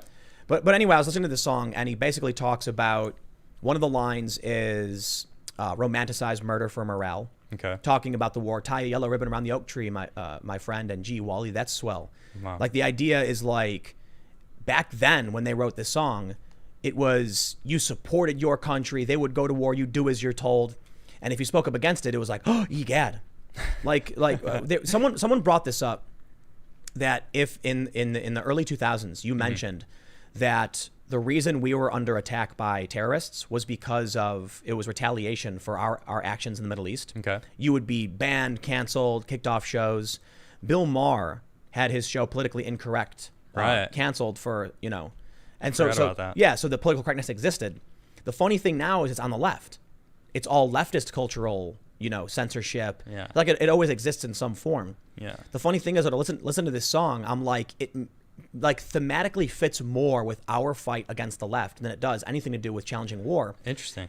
But for one big reason. Donald Trump is trying to pull our troops out of Afghanistan, and they are stopping him. I don't get that. They're smearing him. They're attacking him. They're saying, no, we must investigate this Russia collusion stuff. And I'm like, if I was going to write an anti-war song right now, it would be like, yay, Donald Trump, not F Donald Trump. Right. Yeah. It would be like, bring our troops home. Donald Trump is the only one doing it. What? Yeah. This He is. Well, I mean, there's Rand Paul. Don't get me wrong. Okay. Thomas Massey. All right. Yeah. Thomas Massey. Yeah. There's Yeah, very Rand few Paul. people they're actually like anti-war. And this is the craziest thing. To see Republicans cheering right now, being like, yay, we're ending the wars. I'm like, wow. Yeah. Weird. Wow. But you That's know, where you we're at. listen to you know what's really weird about it? Tell me, Tim. The Bad Religion wrote a pro alt-right song. Really? Yep. It's kind of weird. Really I weird. never really listened to Bad Religion, so I don't really know their music. I used to listen to Bad Religion all the time. Left wing. They claimed that this song was against the alt-right. But if you listen to it, you're like, Sounds kind of good. This is not against the alt-right. It's telling people to like, it's promoting them. There's like some lines in the song. Now, that- when you say alt-right, like, what are you talking white about? nationalism, Okay. like people who believe there should be a country just for Kids the white race or whatever. aren't alt right. The kids are alt-right. They are okay. That's the name of the song. Lyrics. And like the chorus is, everybody needs somebody, join the party and become alt-right today. Oh my God. It's like that's fairly pro. Maybe their goal was to be like ironic, Okay. but right now, the argument from the left is that ironic humor is the same as. Yeah. So they basically made an ironic Nazi song where they're pro-Nazi. And here's what I think. Nah, some people swing for the fences, and not everyone gets a home run. That's a good point. I think the issue though is, as much as the left, look, man, punk rock is not left wing anymore. If you wrote a song where you were like, F the war, bring the troops back, F American imperialism, you're not talking about the left. They're pro-war. Not all of them. You have the progressive anti-war people. They tend to agree with us on our positions about free speech. Yeah. People like Glenn Greenwald, for instance. They get their free speech battle is the issue of Israel and Palestine. Okay. But they absolutely, like, it's funny seeing Glenn Greenwald constantly defend Donald Trump because of the Russiagate lies and the media lies and the pro-war Interesting. stuff. I know, it's funny. So if I was going to write a song today and it was punk rock and really crazy, I could write this whole anti-war song condemning the politicians and saying, F your cause, F your demands, F your votes, end the war, bring the troops back. And it would end with like, and that's why Donald Trump needs to win. And it's like the voting for the Republican suit-wearing, pro-America, flag-waving guy is now the anti-war move. That's true. He's the only one. Are there Democrats? And maybe I just need to research each individual Democrat. But it was a bipartisan effort, for the most part, to stop Trump from pulling our troops out. And of Syria, too. They attack him for it. They want the war machine. All the people that have been in charge in government for a long time don't want things to change. He's the anti-establishment president. He wasn't supposed to win, man. I know. That's why they don't like him. That's why I think they're going to cheat. That's why I like him. Yeah, right. Dude, the more I look into it, I don't care. I'm saying it, like, whatever. Cool. If you got your news from only the New York Times, your image of Donald Trump would be like a winged demon snarling with like fangs, like Yeah. And if you actually watch Trump, it's actually more just like a 70-something-year-old lewd mean guy. I mean, I actually watch all of his speeches. You know, It's not that hard. I pay attention. I think that Donald Trump's speeches are like the ultimate way to get a feel for what the media is actually thinking. And that's what people are all doing. All you got to do is watch his speech. Yep. And then you can listen to what the media says about it. And you're how like, they oh, change he it. said this. And then they were like, oh, no, he actually said this. And you're like, no, I know that's not true. Yeah. But now I know. It's right? crazy. Yeah. I mean, I tell people, like, people love to bash him. Like, this whole Facebook thing, like, I'm keep talking about it, but, you know, I'm on Facebook. I'm openly saying this same stuff. I'm not changing at all. And people are coming at me like, oh, blah, blah, blah. And I just ask each and every single one of them, have you ever listened to any of his speeches? The No. answer is course always no. What the heck? And I just say, go listen to his speeches before you even talk to me about him. I don't need to listen to a racist. I know what he said. Yep. I know. I love do you see the video of the reporter ask a woman, you know, who are you voting for? And she's like, well, I don't have to tell you. Well, who are you voting for? And are you voting for Trump? And the reporter's like, yep. And she's like, well, you're a white supremacist then. Oh, that's Caitlin Bennett. Oh yeah, it was Yeah. great video. And she goes, all right, well, so are you voting for Biden? Yeah. Oh, well then you're a pedophile. Well, so it's actually better. It was a good logical twist. Yeah. So she's like, you're voting for Trump, and Caitlin's like, yes. And she goes, well, then you're a white supremacist. And she goes, how can you say that? What proof do you have? Yeah, She goes, prove because it. you support Trump. And then she goes, so you have no evidence? She's like, it's not my job to do that for you. Yeah, Then she goes, okay, are you voting for Biden? Yes. She goes, okay, then you're a pedophile. And she goes, what? That's not true. And he's like, you like touching little girls. Yeah. That's Oh man, that cracked me up, man, when I but saw that. listen, That's so good. listen, man. The That's problem their is, logic. That is the logic of the left. There's no logic of the left. That's my point. Right. Yes, exactly. So Thank you. here's what moderates and traditional liberal people like me or whatever you want to call it. The average person who opposes this mentality, this ideology, doesn't understand they have no logical pathways. Yep. It's literally just like like mashed potatoes in their head. Yeah.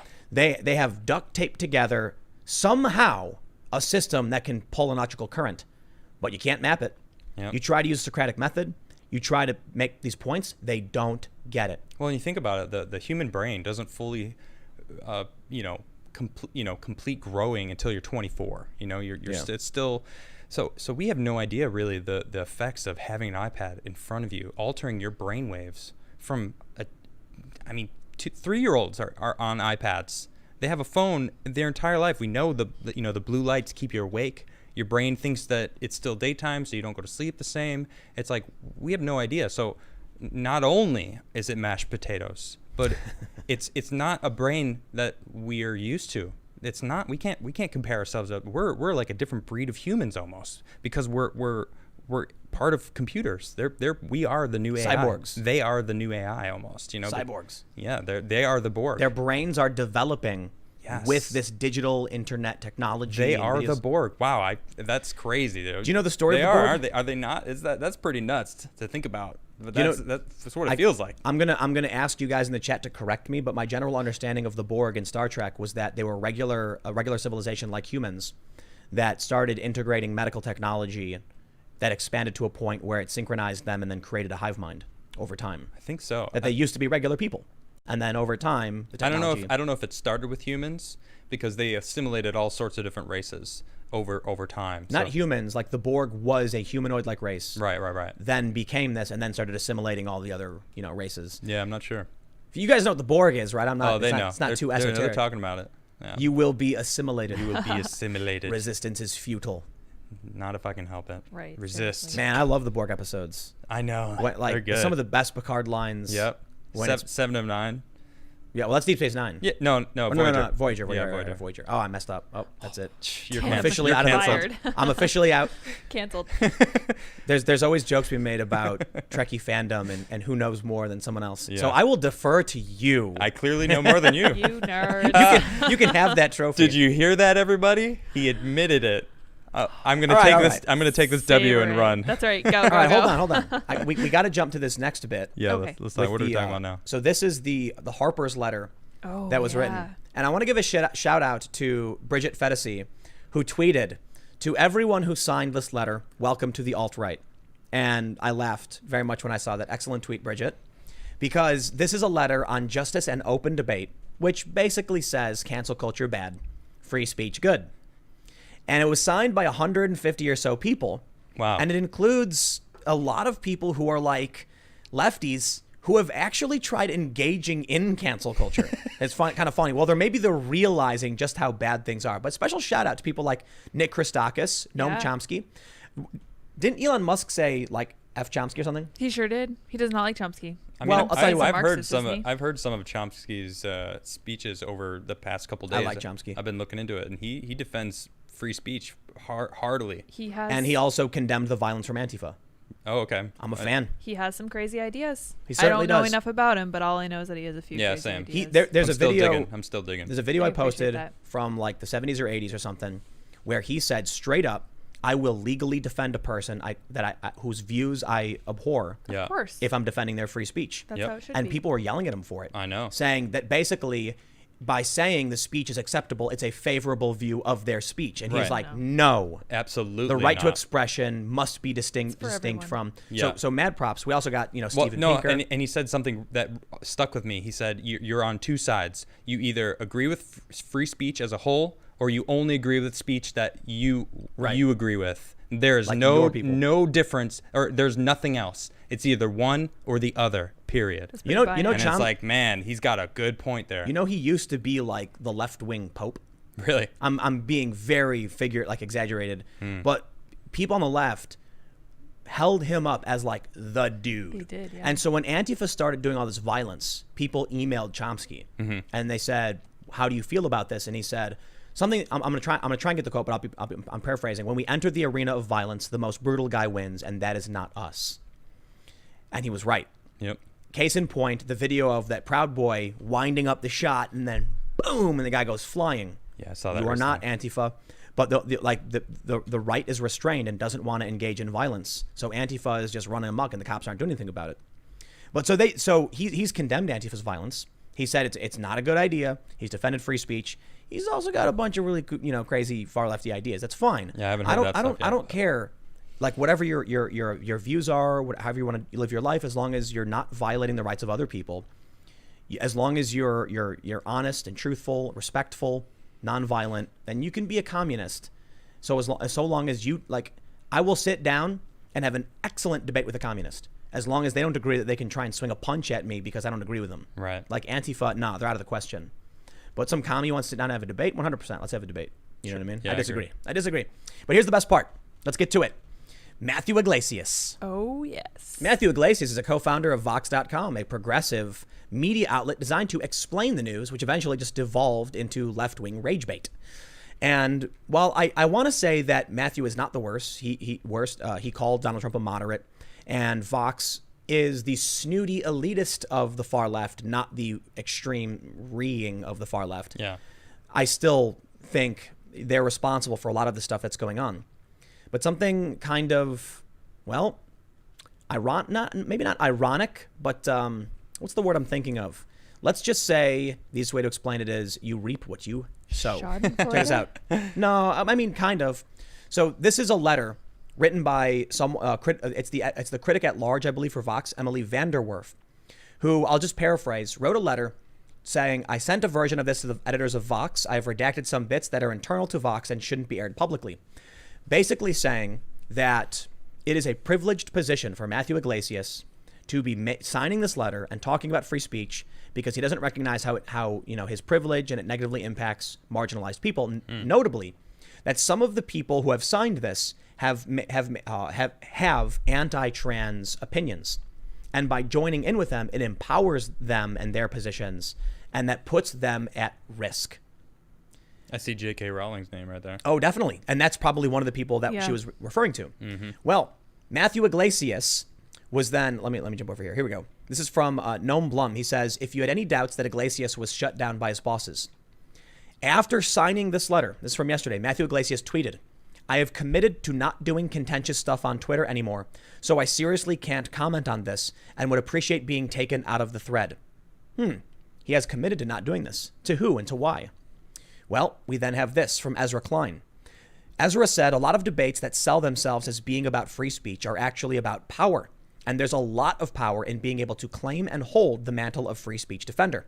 Ezra Klein is another co-founder of Vox. Oh, okay. Matthew Iglesias said, should I reply to this with a concrete example or stick to my commitments to you? What have we learned from these tweets? Somebody who works at Vox wrote a letter saying he was putting trans people at risk.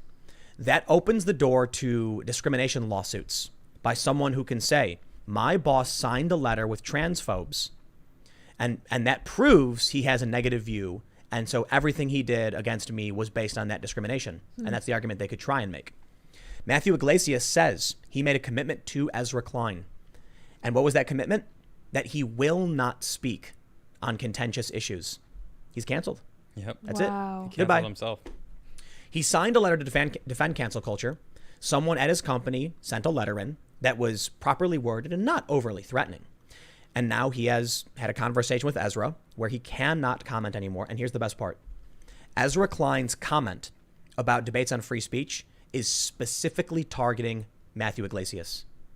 What have we learned? Matthew, as the co-founder of Vox, you are no longer allowed to address your fellow co-founders and co-workers when they insult, mock, or criticize you. And that's what that's the world you've built. Yep. So I have to ask. So a lot of times I talk about how the left is really projecting when they say that the right is doing something wrong. I think this is a classic example of them projecting, we're going to cancel you, we're going to talk to your boss. Because this is exactly what has just happened to Matthew. And Yep. I think that's what he's afraid of, and I think that's what people like him have tried to do in the past. We're going to get you canceled. You're fired. You can't speak anymore. He has done this? I think that people on the left, not Matthew, Yeah. not as far as I know. But I think it's just projection, just classic projection. Yep. I don't know. That's what I came up with. That's I mentioned this the other day. That guy who was saying to me, "You're first against the wall." I'm gonna talk to your boss. I'm gonna call I'm gonna call those who employ you. Yes. I love it. You should give them your number. Somebody tweeted this out. I don't know who it was, but it was a really good point. And they said we need cancel culture herd immunity, which means we need more people to be canceled. Yep. There have been people. I could see it, but I mean, I don't know. It's ridiculous. What do you mean? Well, yeah, the argument that if everyone gets canceled, no one is. If only right? if only 50% of people are canceled, then cancel culture stops working. Okay.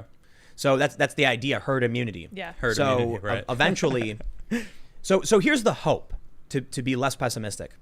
As I think the WIN network is very promising. It is a decentralized network of Reddit forums that have no boss. Yep. No one person who can just ban you. That's amazing. Yes. Locals is another version of this from Dave Rubin's project. Dave can't ban anybody. Decentralized, yeah. I was So- going to start streaming games on Twitch, but I'm not going anywhere close to Twitch. No way. No way I'm not touching that. The Fediverse is a really interesting concept that just hasn't gained traction. What's that? It is a protocol, kind of like, what's the easiest way to explain it? It would be like if you gave people your Mastodon address and then it's subscribing to your newsletter. Okay. So it's a Twitter that's decentralized and there are different servers. So Mastodon was I think is the biggest, but it's very far left. They ban everything. Okay. They banned Will Wheaton. That was funny. And Will Wheaton was like an SJW. That's how crazy far left they are. But Gab, for instance, is on the Fediverse. Okay. Meaning that if I create my own server, timcast.com, then I would say follow me. My handle is tim@timcast.com. And then you would follow me, and then you would see whatever I post. But no one could ban me because you're basically just going to my website. So what it basically does is it creates a Twitter feed, but each person's tweet or post Comes from their own different servers site. that once it gets delivered to you. So nobody can ban you. If you're on a node like Gab, Okay. Gab could say we're banning Mastodon, but Gab wouldn't do that. However, Mastodon did ban Gab. They're like, if you're on our node, you will not see anyone from Gab. No dice. Yeah, you can't do it. So it's actually also a really, really good idea, because then instead of me saying, follow me on Twitter, I'd say my handle is @Timcast, and then it doesn't matter what you use, you get it. That, I think, is a path forward that will really save us from the mind, brainwashing, indoctrination. I love it. These are the kind of conversations I like having. But moving forward. But I think, why I think 230 reform is the magic bullet? If the Republicans sweep, and this is why it is, and I can't believe I would ever say something like this, so important that they do. I am willing to concede at this point, with how crazy everything's gotten. The Democrats have made me desperate, and now maybe I am turning to people I don't quite understand. They don't seem as crazy. So no, we talked about this though. The Republican Party hasn't varied very often. They actually much. moved a little bit to the left. Yeah. Right, they moved quite far as far as traditional Republicans. If this stops, I'll give you the best example. The Democrats just voted to repeal civil rights law. Yeah, it's crazy. That was like being punched in the gut by the left. It's insane. I can't believe that. That has to stop now. Absolutely. And that means if I have to go to the Republican Party, that means I have to do it. Yep. So we'll see how things play out with Trump. That's a different story, but very likely, I don't know what's going to happen with congressional votes or whatever in November. So we'll see how that plays out. But if the Republicans win, and the first thing they do is just jam Section 230 reform in, what's going to happen? Right now, there's a big boycott against Facebook. They're trying to get Facebook to bend the knee and ban more hate speech. And Facebook is slowly giving what they want, but no matter what Facebook does, they say more. Yep. What would happen if a law was passed? You cannot ban legal speech. Then the advertisers would go to Zuckerberg and say, we demand all the far left nonprofits, every email they could send would fall on deaf ears when Mark Zuckerberg would simply reply all. That would be illegal. Yeah, that would be easy. And they would say, well, then we don't want to advertise with you. I'm so sorry. It's the law. Yep. If you want your advertisements on this platform, you recognize that we can't control the speech. That's federal law. Boom. It is the easiest out. It will bolster the profits of Google, Facebook, Twitter, and all these companies. It will give them the easiest excuse. We want to help you. We're so angry at Trump. Oh, no. But unfortunately, that's the law. We have to allow these opinions. Yep. And I'm not talking about evil people saying evil things. One of the tricks the far left likes to do is saying, see, they want death threats on their platform. No, that's banned. That's illegal. You post a death threat, they can go, delete. That was a crime. Yep. If they have a good faith belief that what you posted was illegal, they can remove it. Mm-hmm. Now, there will be overstep. There will be appeals. Sure. And I think it's Will Chamberlain of Human Events whose proposal is that access to social media should be considered a human right, and that if you get banned, you can immediately go to court and get an injunction filed to restore all of your access. If this reform happens, then immediately you will see a real conversation. All of the silent majority will not be scared to speak up anymore. Well, not all of them, but a lot of them. You won't get banned. You can say whatever you want. We need that back. We need thick skin. We need 230 reform. Yeah, we need to save. To bring it even a few step back, like comedy is dying. Comedy's dying. George Carlin was like the last vestige of just saying whatever he wanted. Think about, he did not care. If you were able to go on Twitter and make all of the jokes from South Park and Family Guy without getting banned. Yeah. Right now, you can't. 230 reform is maybe not the most important thing, I don't know, but I think it's extremely important because it would reverse the flow of the cultural stream. Yeah. John Cleese said, it says something really interesting about this. I don't remember all of it. Man, there's a lot, but it started with if people can't control their emotions, they switch it to try to control other people's behavior.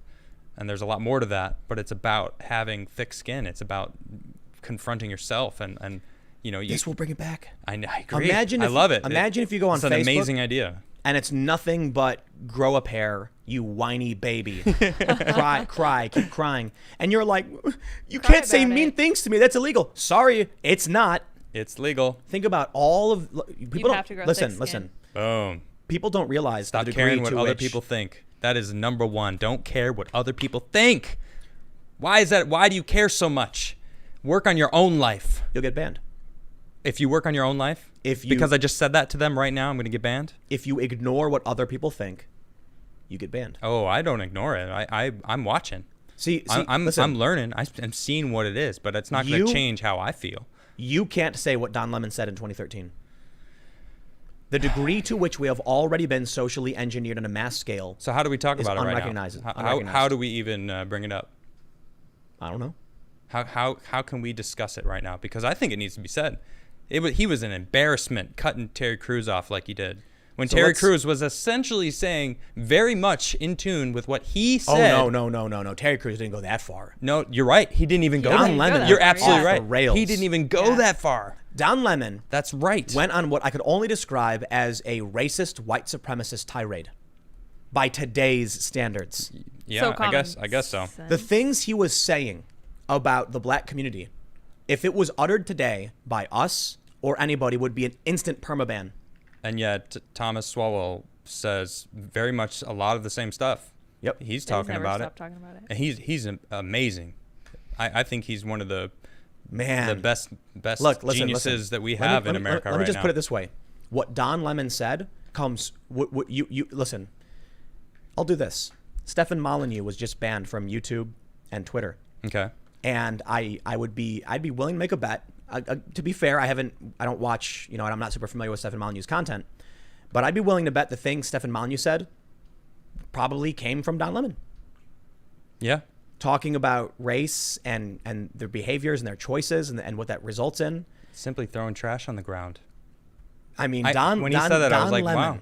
Because I lived in cities. And that is absolutely true. They don't care. They toss trash right on the ground. Personal responsibility. And I'm not talking race. I'm talking everybody in a city. That's why I'm saying Don Lemon went on what I would call a racist tirade. You're absolutely right. I'll give you one example. That's true, because he was targeting them specifically. That's true. Don Lemon accused the black community of specific things that are not unique to the black community, that exist for all races. That's true. I agree. I can vouch. If living in the city, I've seen it from all races. It wasn't just 2013. In 2013, yeah. So I bring this up just to point out the degree to which we have already been socially engineered on a mass scale. Mm-hmm. We don't even realize it. But you go back to this article from it's from, I think I have it from CNN, going back to 2013, and the things that Don Lemon was saying about clothing, about fathers. Yeah, it's from Real Clear Politics in 2013. Well, I mean, it was from his show. It's from his show where he said Bill O'Reilly doesn't go far enough. And yeah, that's. Bill O'Reilly. Well, and you know what? He does it twice too. Yep. He quotes Bill O'Reilly, and then he goes, "You know what? He's right." But you know what? And he says more. Listen to this. And then he goes, Bill O'Reilly says some more stuff, digging in a little further. And then he goes, "You know what? He's right."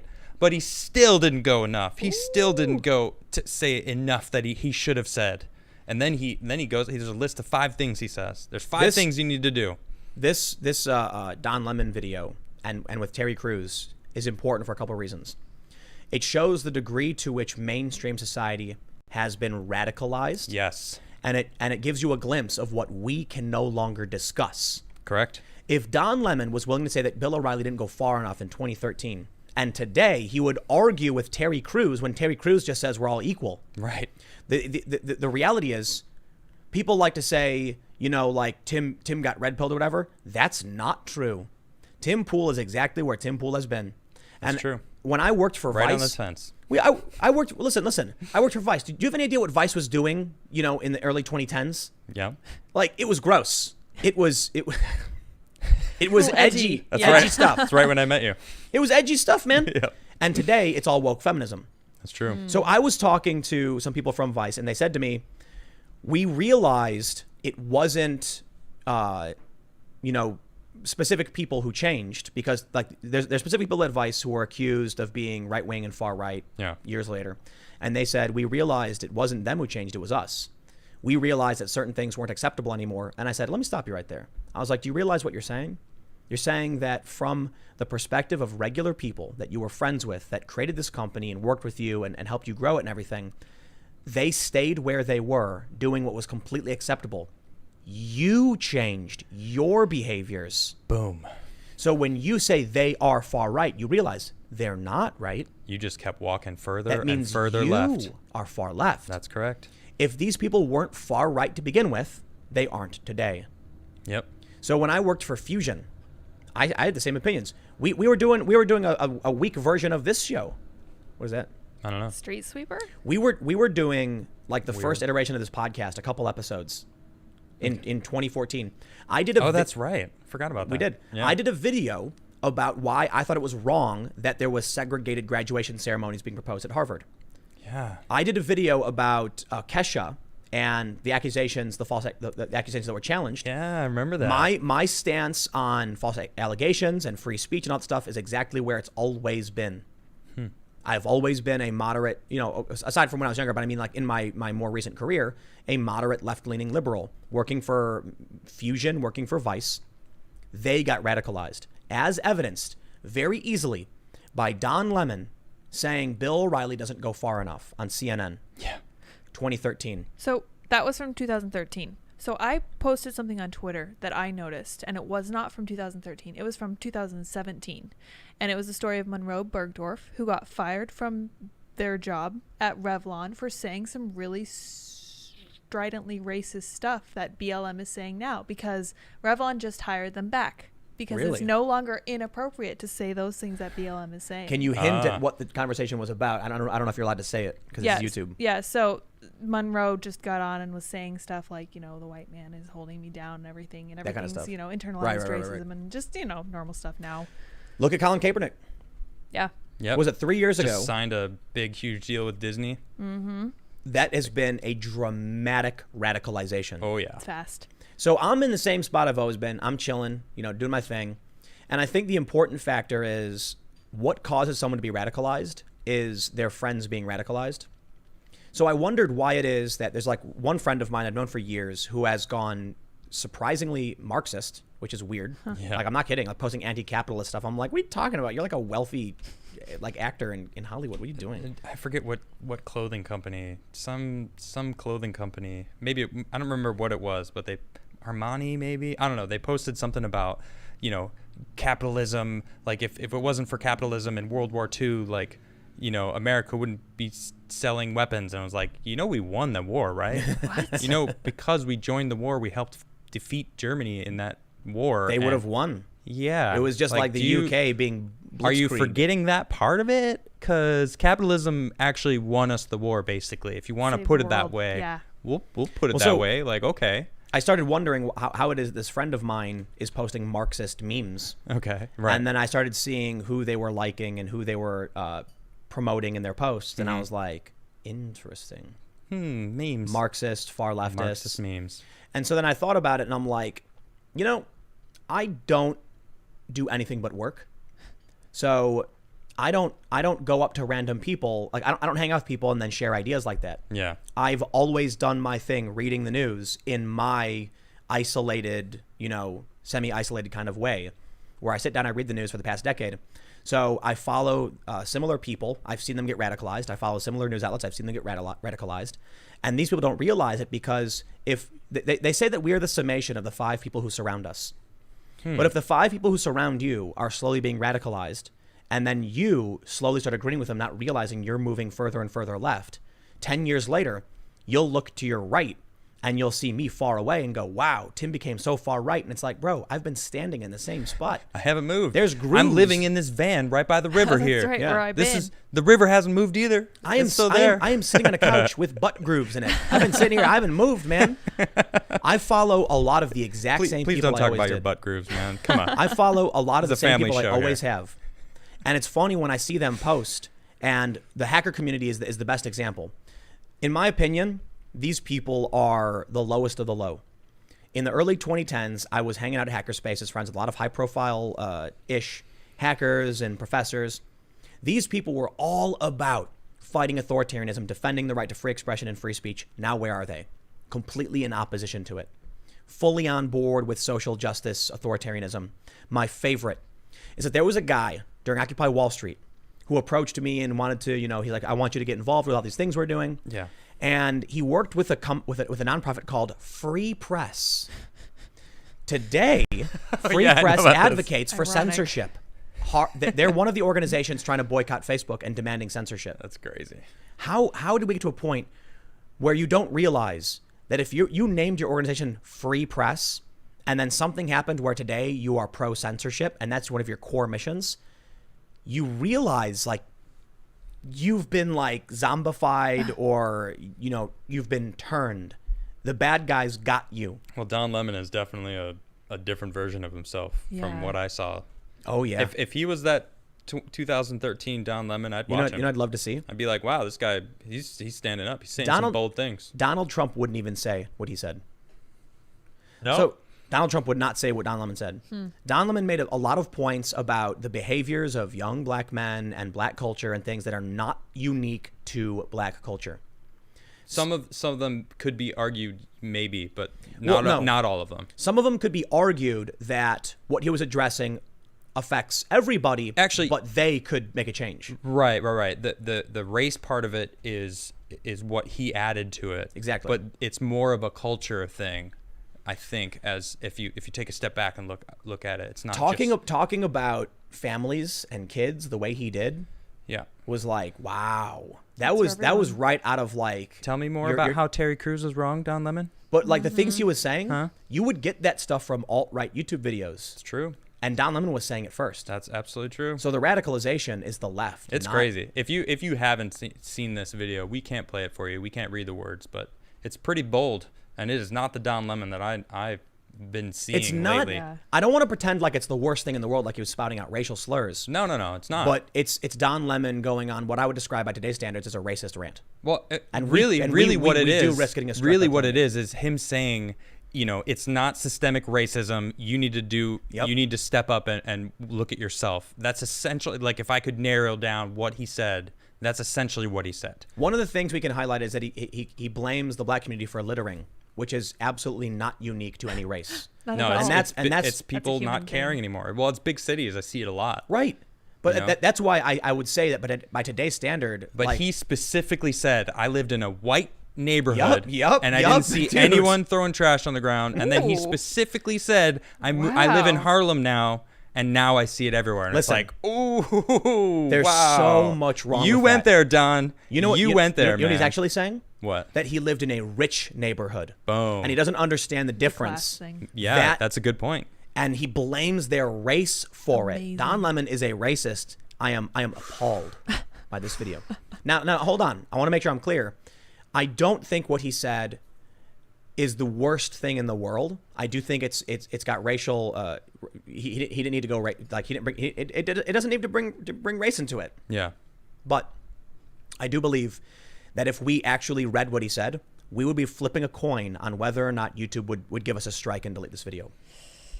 They might allow us to talk about it on the grounds that it's newsworthy. But if we just repeated what he said, like hit the points made by Don Lemon, that's a strike, hands down, boom, hands down.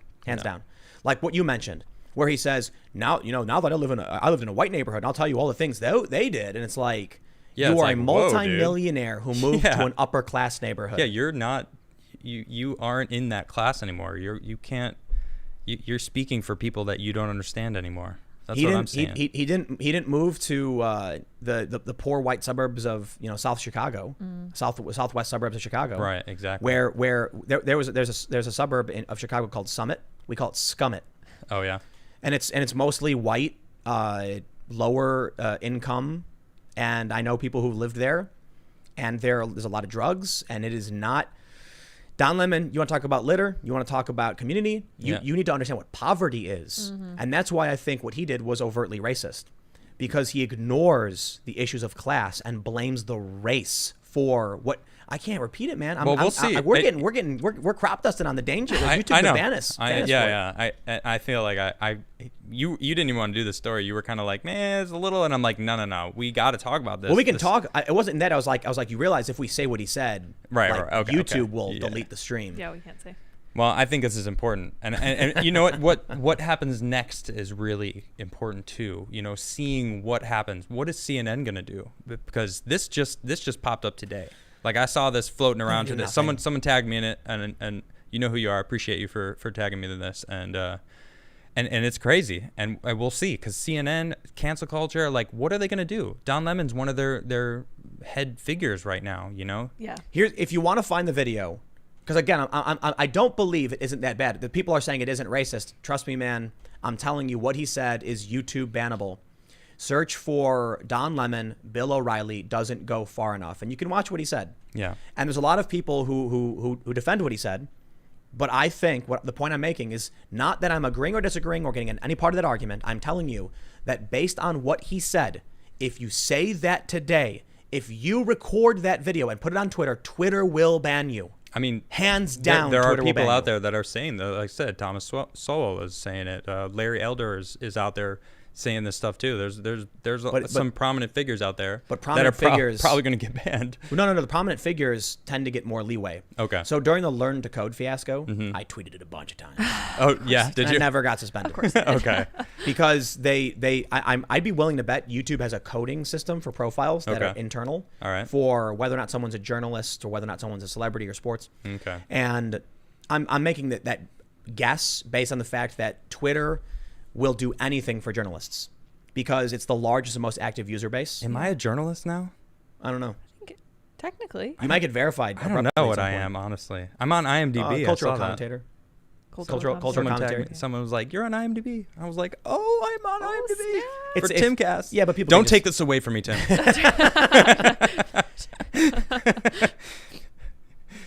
That was it. I got nothing. Like you got stage at him. I think we got it out though. I mean, people need to just look at, see it for themselves. You know, go watch it. I would make the point before we go that Thomas Sowell and Larry Elder are very, very careful to say things like, "This is a class issue. It's not necessarily That's very a true. race issue." They're very precise in their language. Yeah. Jordan Peterson and would be they very proud. and they use a lot of facts. Right. They back Right, they've up done their homework. every for single sure. thing that they say with That's why I love with them. facts and history of the way that how we got here, and how much we've done to get here, Right. which people like to just ignore.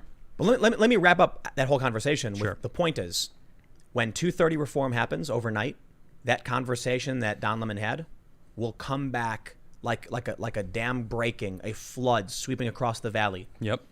People will start bringing these things up. They'll start talking about family. They'll start talking about the importance of free speech and culture, education. Yep. You're right. All of these conversations will come back, and you don't even realize they're gone. Oh, I can't wait to have conversations again. Honestly, that's actually my job now. So Someone brought up a I'm really getting, Great, right? I'm getting I paid love to it. have conversations. It's great. love it. So, I went on, but I want it to be okay. I want it to be politically correct to When I- have when- a conversation. when I went on the Rogan podcast with Dorsey. Yeah. A lot of people made a really good point. They said, why are 4 liberals in a room talking about what conservatives think? And I said, that's a great point. Yep. Joe should have a liberal and a conservative, It's a good or point. 2 conservatives to come in and talk about these issues. Actually, it would be great if Will Chamberlain, who is a lawyer and he runs Human Events, gave his perspective along with maybe like a higher profile Ben Shapiro or something on their view on just the general culture around censorship I'd watch that. with a legal perspective. Yep. Because typically these arguments have been, right now, the internet is all liberals. Like, conservatives exist, and there's a reason why they're all going to Parler, because they're walking on the razor's edge. I'm moderate, liberal politically, and there is what I described as kind of like a temporary alliance between liberals and conservatives, real liberals. Yeah. Because we agree on most things. Classic liberal. No, like traditional or social liberal. Like the liberals of the 90s and the 2000s are classical liberal is a right-wing position. It's center right. Oh. Social liberals are center left. Center left and the right. Liberal can mean anything nowadays. Well, yeah, right. Now people use it to just mean leftist, which is not true. So what I mean to say is, of the 90s and 2000s and even the 2010s, social liberalism was like the default for the Democratic Party. It's very similar to liberalism, but it has a slant towards social programs and civil rights issues. I would consider myself a social liberal in that I want the 1964 Civil Rights Act in place. Yeah. I want equality under the law and all that stuff. Classical liberals are more like free market, less government intervention, but very similar in that regard. Mm-hmm. There's an alliance now between conservatives, traditional conservatives, diehard conservatives, and social liberals, the intellectual dark web, the politically homeless, because of the illiberalism of the far left. So we will see these conversations emerge, and if this happens. We got to read Super Chats. I hope so. You hope we do. Yeah. I'm going to start it off. I just saw Lauren 1 just sent a huge super chat. Ooh. A big one. Didn't say a word. Oh, thank you. Didn't say a word. So thank you. Thank you very much. Well, we got a huge super chat here from Logan Porter. He says, "No hate, Tim. I can't watch you anymore. Your defeatism and pessimism is getting to me. I'm going crazy watching you, and I choose right now to wash my hands of you. I'll vote how I vote. I'll protect myself, and I won't just roll over and die. Take care of yourselves." What about Well, me? I respect the criticism.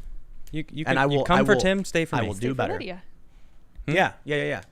Adam's still here. He's arguing with me, right? Yeah. Every chance I get. All right, let's see what we got here. Commander 232 says, "Hey, Tim, I have said this before. Before us in FPS in North Dakota will be damned if we secede our nation to these domestic terrorists. Don't give in and give up. There are more people in the central U.S. that will go down fighting than you know. We are just setting up our pieces." I think the challenge, though, is... Or they're busy working. Or they're Well, that's why they I want to think- be upright, standing citizens that do things through under the law instead of going out and being violent. This That's is- not the way that most people are. This is why Election Day should be a holiday. I absolutely agree with you 100%. And I think know what? conservatives should be leading that charge. Let me get my my little pistol. Your little what? It's way that's too right. far for Way me. Too I'm- far away. Yeah, I'm going to spin the UFO for that. Yeah. Conservatives should be leading the charge on Election Day being a holiday because they're the ones who tend to have the jobs, yeah, they right? work. Yeah. It's Boom. the people who aren't working who can freely go out and vote when they feel like it. If it was a holiday, then more conservatives Holiday. could vote. Make it a holiday. Make it a paid holiday. Right. Yep. All right, let's see what we got here. Akepot says, "It's not too late. I think this often and tend to be pessimistic these days. However, I'm reminded that while Trump won't stop this, he buys us time. We can't roll over. We need to fight to wake others up. It's happening in the 11th hour. Don't quit." Here. Well, I hear well, you. I certainly won't. I will not either. It's good to hear, Tim. I only entertain the idea of at some point getting in the van down by the river. No, but we're expanding, mind you. So for the people who, man. you know, I won't be as pessimistic, but I will point out we're expanding. We're doing more. Oh, yeah, We're we bringing are. on more We're people. very excited. We're going to build an indoor shooting range. Yep. Think about how crazy that is. 6 months ago, I'm like, no guns in my house. Now it's like, let's build a shooting range. Let's buy Yeah. all the guns. I'm Yeah. very excited about it. We should Everyone's do a couple episodes down by the river just for kicks. It is so cool. I'm so excited for this. I just can't wait till it's going to take a couple months, but we Yeah. are in the process. It'll be worth it. Yep. We're going to have an archery range, Well, indoor skate shooting park. range, archery range, same difference. Yeah. Yep. It's gonna be good though. Lots of guns. Exiled Devil says, "You hate the Confederacy. Riddle me this. One part of the country demands the others adhere to them. The other refuses and forms a rebel army to fight back against them. Sound familiar? Are we the new Confederacy? Will we be called traitors? If you lose..." And the issue, however, is that this goes back to the conversation I've brought up where people are like, you know, they've said to me that if I was alive during the civil rights era, I would have been one of the moderates being like, everyone needs to calm down and just accept it. And I'm like, that's not true. My family history is rooted in the civil rights era and everything. It's literally intrinsic to what I am. You are a minority. Right. That's true. The smallest minority in the country. Yeah. So, first of all, history is written by the victors. However, the Confederates were illiberal. The North was, at least as it pertained to slavery. Mm-hmm. So, you had the bloodiest battle, I believe it was in the history of battles, right, of wars. Mm-hmm. And it was people saying literally owning people is a violation of the Constitution, of the Declaration of Independence, and it must be ended. Immoral. Yeah. Yeah. So you can't have a government that says of, by, and for the people, except those people. And that's why we've been able to develop all these civil rights. Boom. Freedom wins. Not the left. Freedom. I think it was Cenk Yes. Uygur of the Young Turks who said, Freedom. The left always wins. You're on the wrong side of history. He's wrong. He is wrong. He is He's very It is absolutely wrong. freedom that wins. Yep. And so if you fight for freedom, they may demonize you. And they'll lie about you. And they'll call you a Nazi. Yeah. Bring it. They'll call you Yeah. Confederate. They'll call you all the worst names in the book. I don't care. Stand up for what you believe in. Don't give in. I won't let someone else tell me who I am. But they will tell others. Unless it was the chat calling me soy Jesus. Because Yeah. I kind of let that happen. I mean, yeah. I mean, I had no choice, but That's good handle. what are you going to do? All right. What does sunbay mean? Praise the sun? Gareth Green says, Pool Sunbay, Krigler Sunbay. Please read Thomas Sowell's Basic Economics. It changed my life. We have that Specifically, book. it Oh, showed me. do we? Nice. It showed me that most of the world's ills are due to price controls. Really? I believe so. There is a Yeah. I should read it lot, again. man. The more I look into everything, the more it's everything. It's not any one thing. You can't put any blame on any one thing. That's just not possible. I don't Life- know, man. Tommy life is- Sowell is a... Life is so complex, and I've watched a long interview with him today, and that's really where this specifically is spawning from. He is very knowledgeable about So? about a lot of stuff. That dude is a about where we genius. are, how we got here, Yep. and what is the real, turnings of society. He's enlightening. Oh, yeah. I'm gonna man. really dig into that, man. And that's what they don't like. They don't like the Enlightenment. They don't like free inquiry, free Well, thought. They're not gonna stop me. Hassam says, your thoughts on this quote. The issue is never the issue is the revolution. Saul Alinsky, Rules for Radicals. My thoughts on that is that the left doesn't care about any of these causes. The ends justify the means, and Yep. what they're fighting for is a faith. The revolution is meaningless. It is a buzzword. They just want it by any means necessary. Yep. They don't know what it means afterwards. They don't know what they get. They don't care. It's faith. It's better. It's Elysium. It's Valhalla. It's 72 virgins. Yeah. That's all it is. Interesting. It's It's That's their smashing the heaven. like button. yeah. It's smash the like button. That's right. Yeah. Thank you. These people, could Thank you you, Tim. imagine hordes of people going out, just going like, ah, ah, ah. I'm smashing You the gotta like button, by the smash way. it. Yeah. Thank you. There you go. Smash it correctly. Hold on. If you're gonna smash my button, all right, you better smash it right. Can we create like That's right. the revolution of the like button and get the zealotry of the far left, but just for liking our videos? Yeah. Like Yeah. going to every video and just like liking all of them. For Oh, just, yeah. that's what they're all about. That's the mission. Smash all of the like buttons. That will get you to heaven. It's like the opposite of cancel everything. Yes. How I do like we everything. how do we convince the far left that the true way to win the revolution is to smash that like button?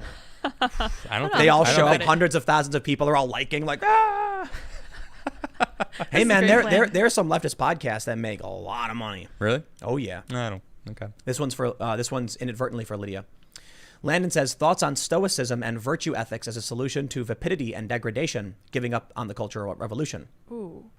That is a heavy, heavy topic. I will tweet about that. How about that? You don't have any thoughts on it now? Well, Let's so discuss it. I think that if you look at stoicism as a solution, it really comes down to responsibility to yourself, and you're only controlling what you can control. So the entire problem that I think that the left wing has right now is trying to control everything except themselves. So stoicism turns that on its head. For me, it's valuable because it tells me that the only thing I can control is myself, which is great because I'm a little bit emotional at times.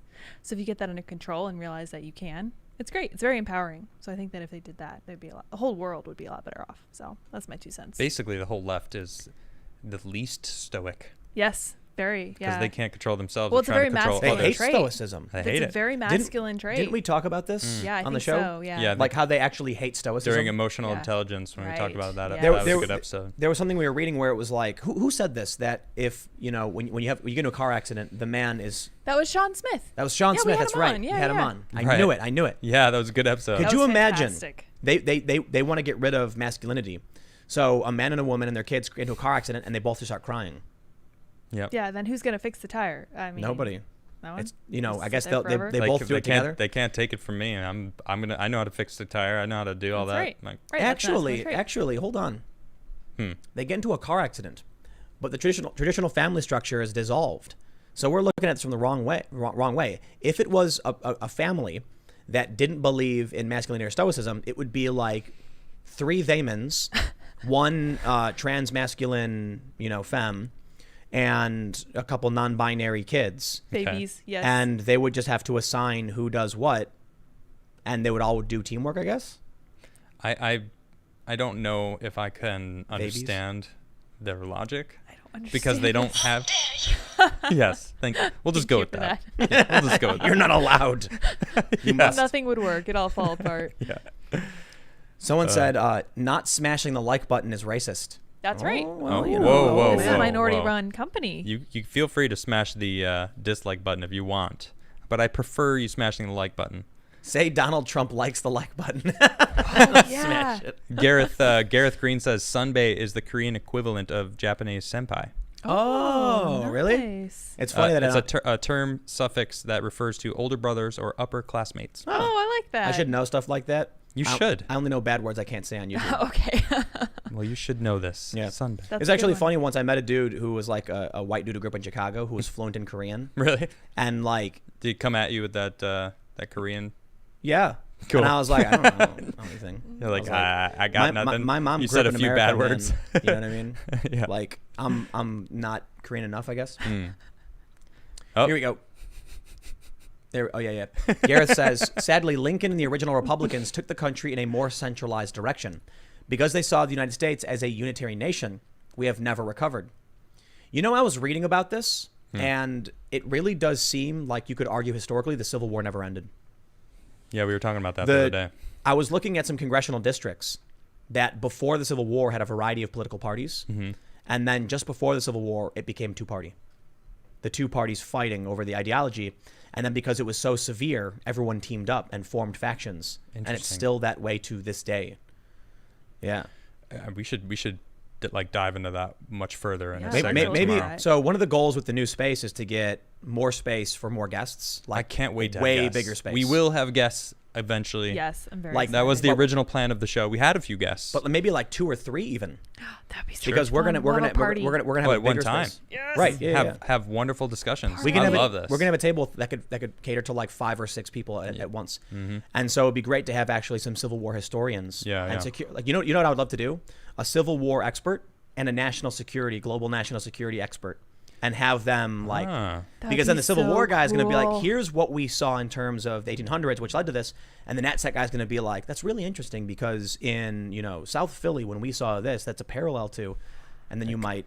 That kind That'd of be cool. reminds me. I wanted to bring up Tom McDonald when we were talking about the Don Lemon, Terry Crews thing, because a lot of his music that I'm listening to is very cultural and also calling out culture in a sense. And That dude's amazing. I feel like he's on the same page as us.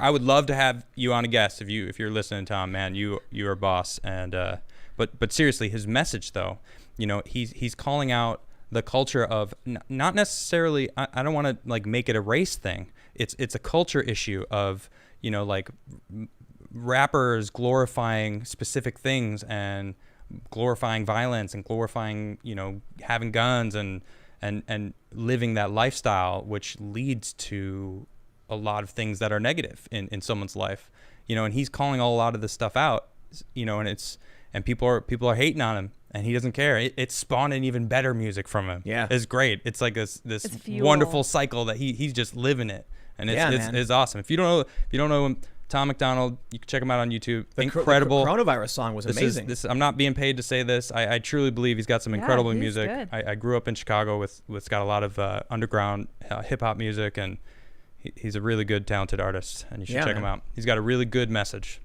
All right, we got this from Carl's Jr. Oh. Post office is in Constitution because government provided communications can't be censored. Needs to be extended to internet. I never understood why post office was in the Constitution until seeing Silicon Valley. Interesting. Kaleem says, I'm in college right now studying animation.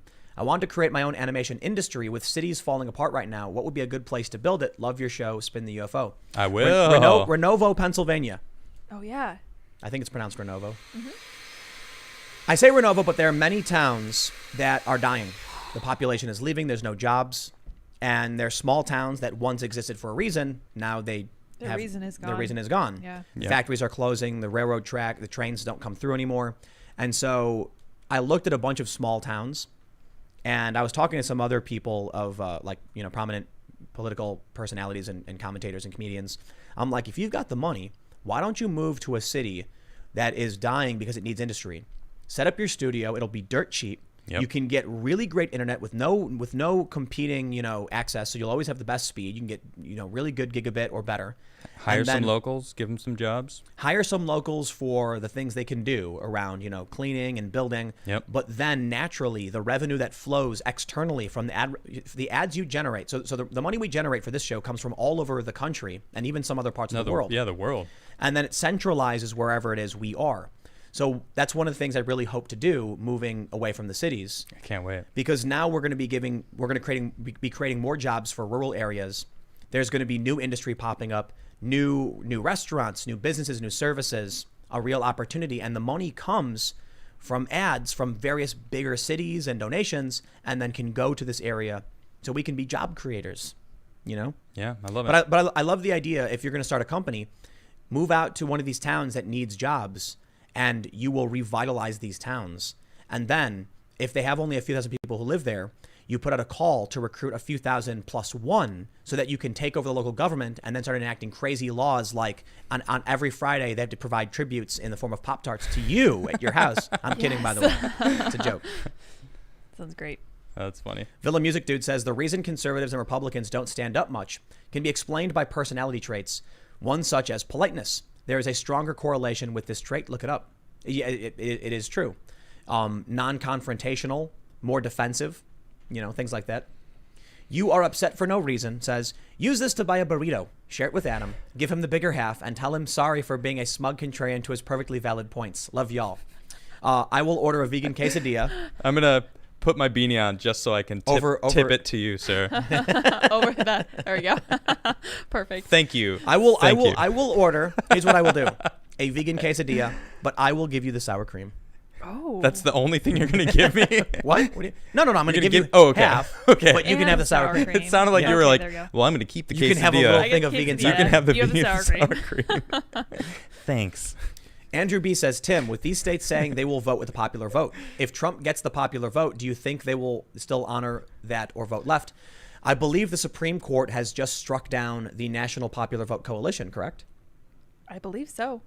The That's what national they just did. Oh, They that's just right. did faith selector thing. Yeah. Sorry, I was taking They were notes. like, no. So the National Popular Vote Coalition is basically each state saying to their state, no matter how people vote, we give our electoral votes to whoever wins the popular vote. The Supreme Court said no. The electors have to be, but maybe there's something I'm missing there, but that could be the end of it. That could be the end of the National Popular Vote Coalition. They may have just a huge victory.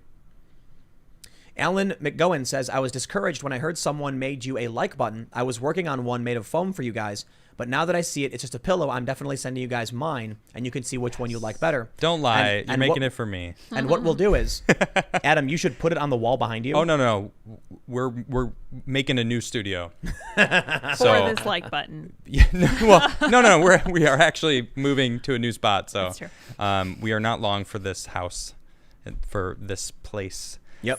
So I will probably make a custom spot on the wall so I can get up and be like, yes. A little punching bag. I'll be Dwight when he gets the job. We also have some soundboards coming. So finally becomes the manager. maybe we'll actually get the official. Someone made this for us. Yes.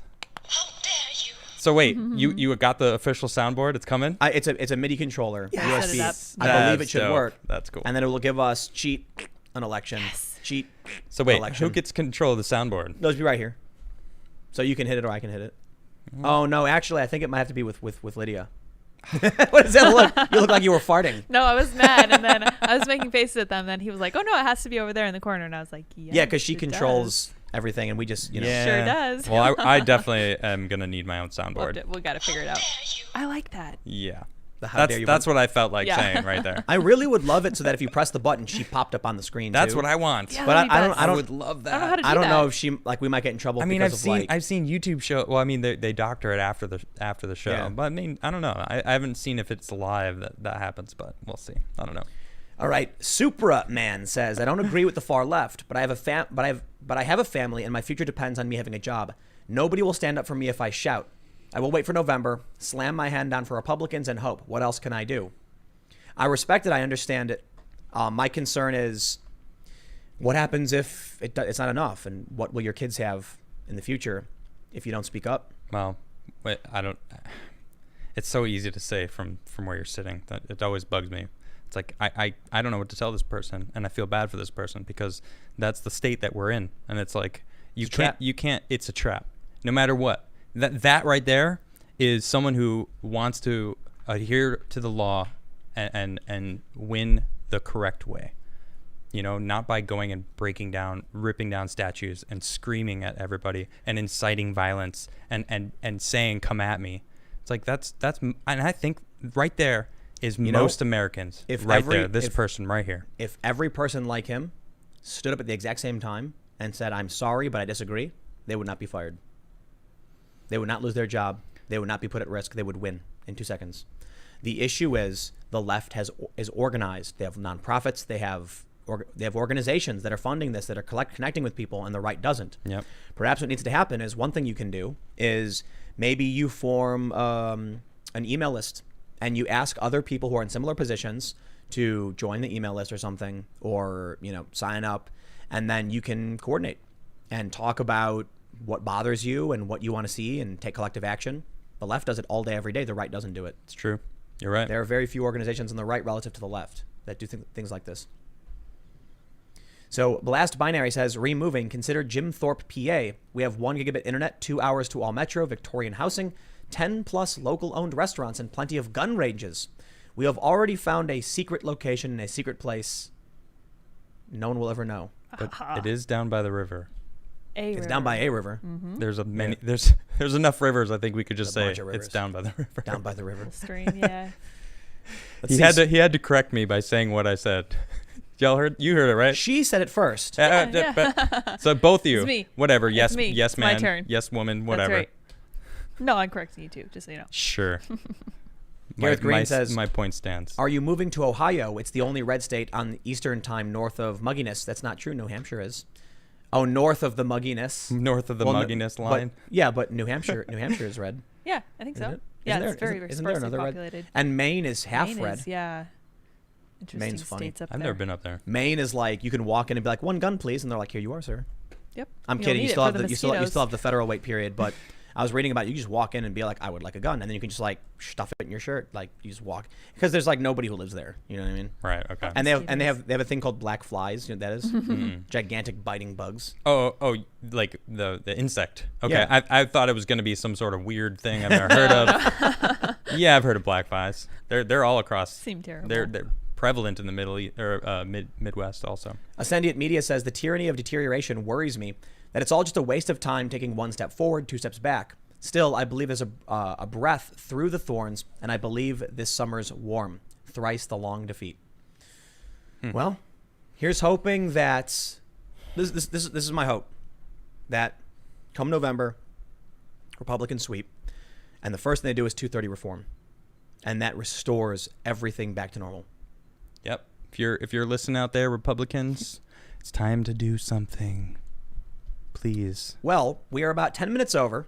So, excuse me, I got the hiccups. That means it's time to go. Go for it. I'm waiting for you to do it. Delightfully smash the like button. Gently. It's Just bedtime. Just touch the like button. Biden the like button. Biden? You got to go from behind. You got to. Oh my gosh. What are you doing? Adam is Bidening the like You gotta button. sniff it, Adam. Gently Biden that like button. Okay, this got really weird really fast. Seriously. I regret nothing. Oh my gosh. That's amazing. You know, we've been jamming on a new song together. He started playing a song and I started jamming on it. It's an old song. Yeah, they've been jamming out Whatever, it's together. new. You already it's knew new the now. words. The- You just What- love but putting me down, don't you? No. I That was a throw compliment. I throw it on the ground. Throw I was the like button. complimenting you. Yeah, Ow. he already knows the words. I was like, you knew how to play it. You knew the song.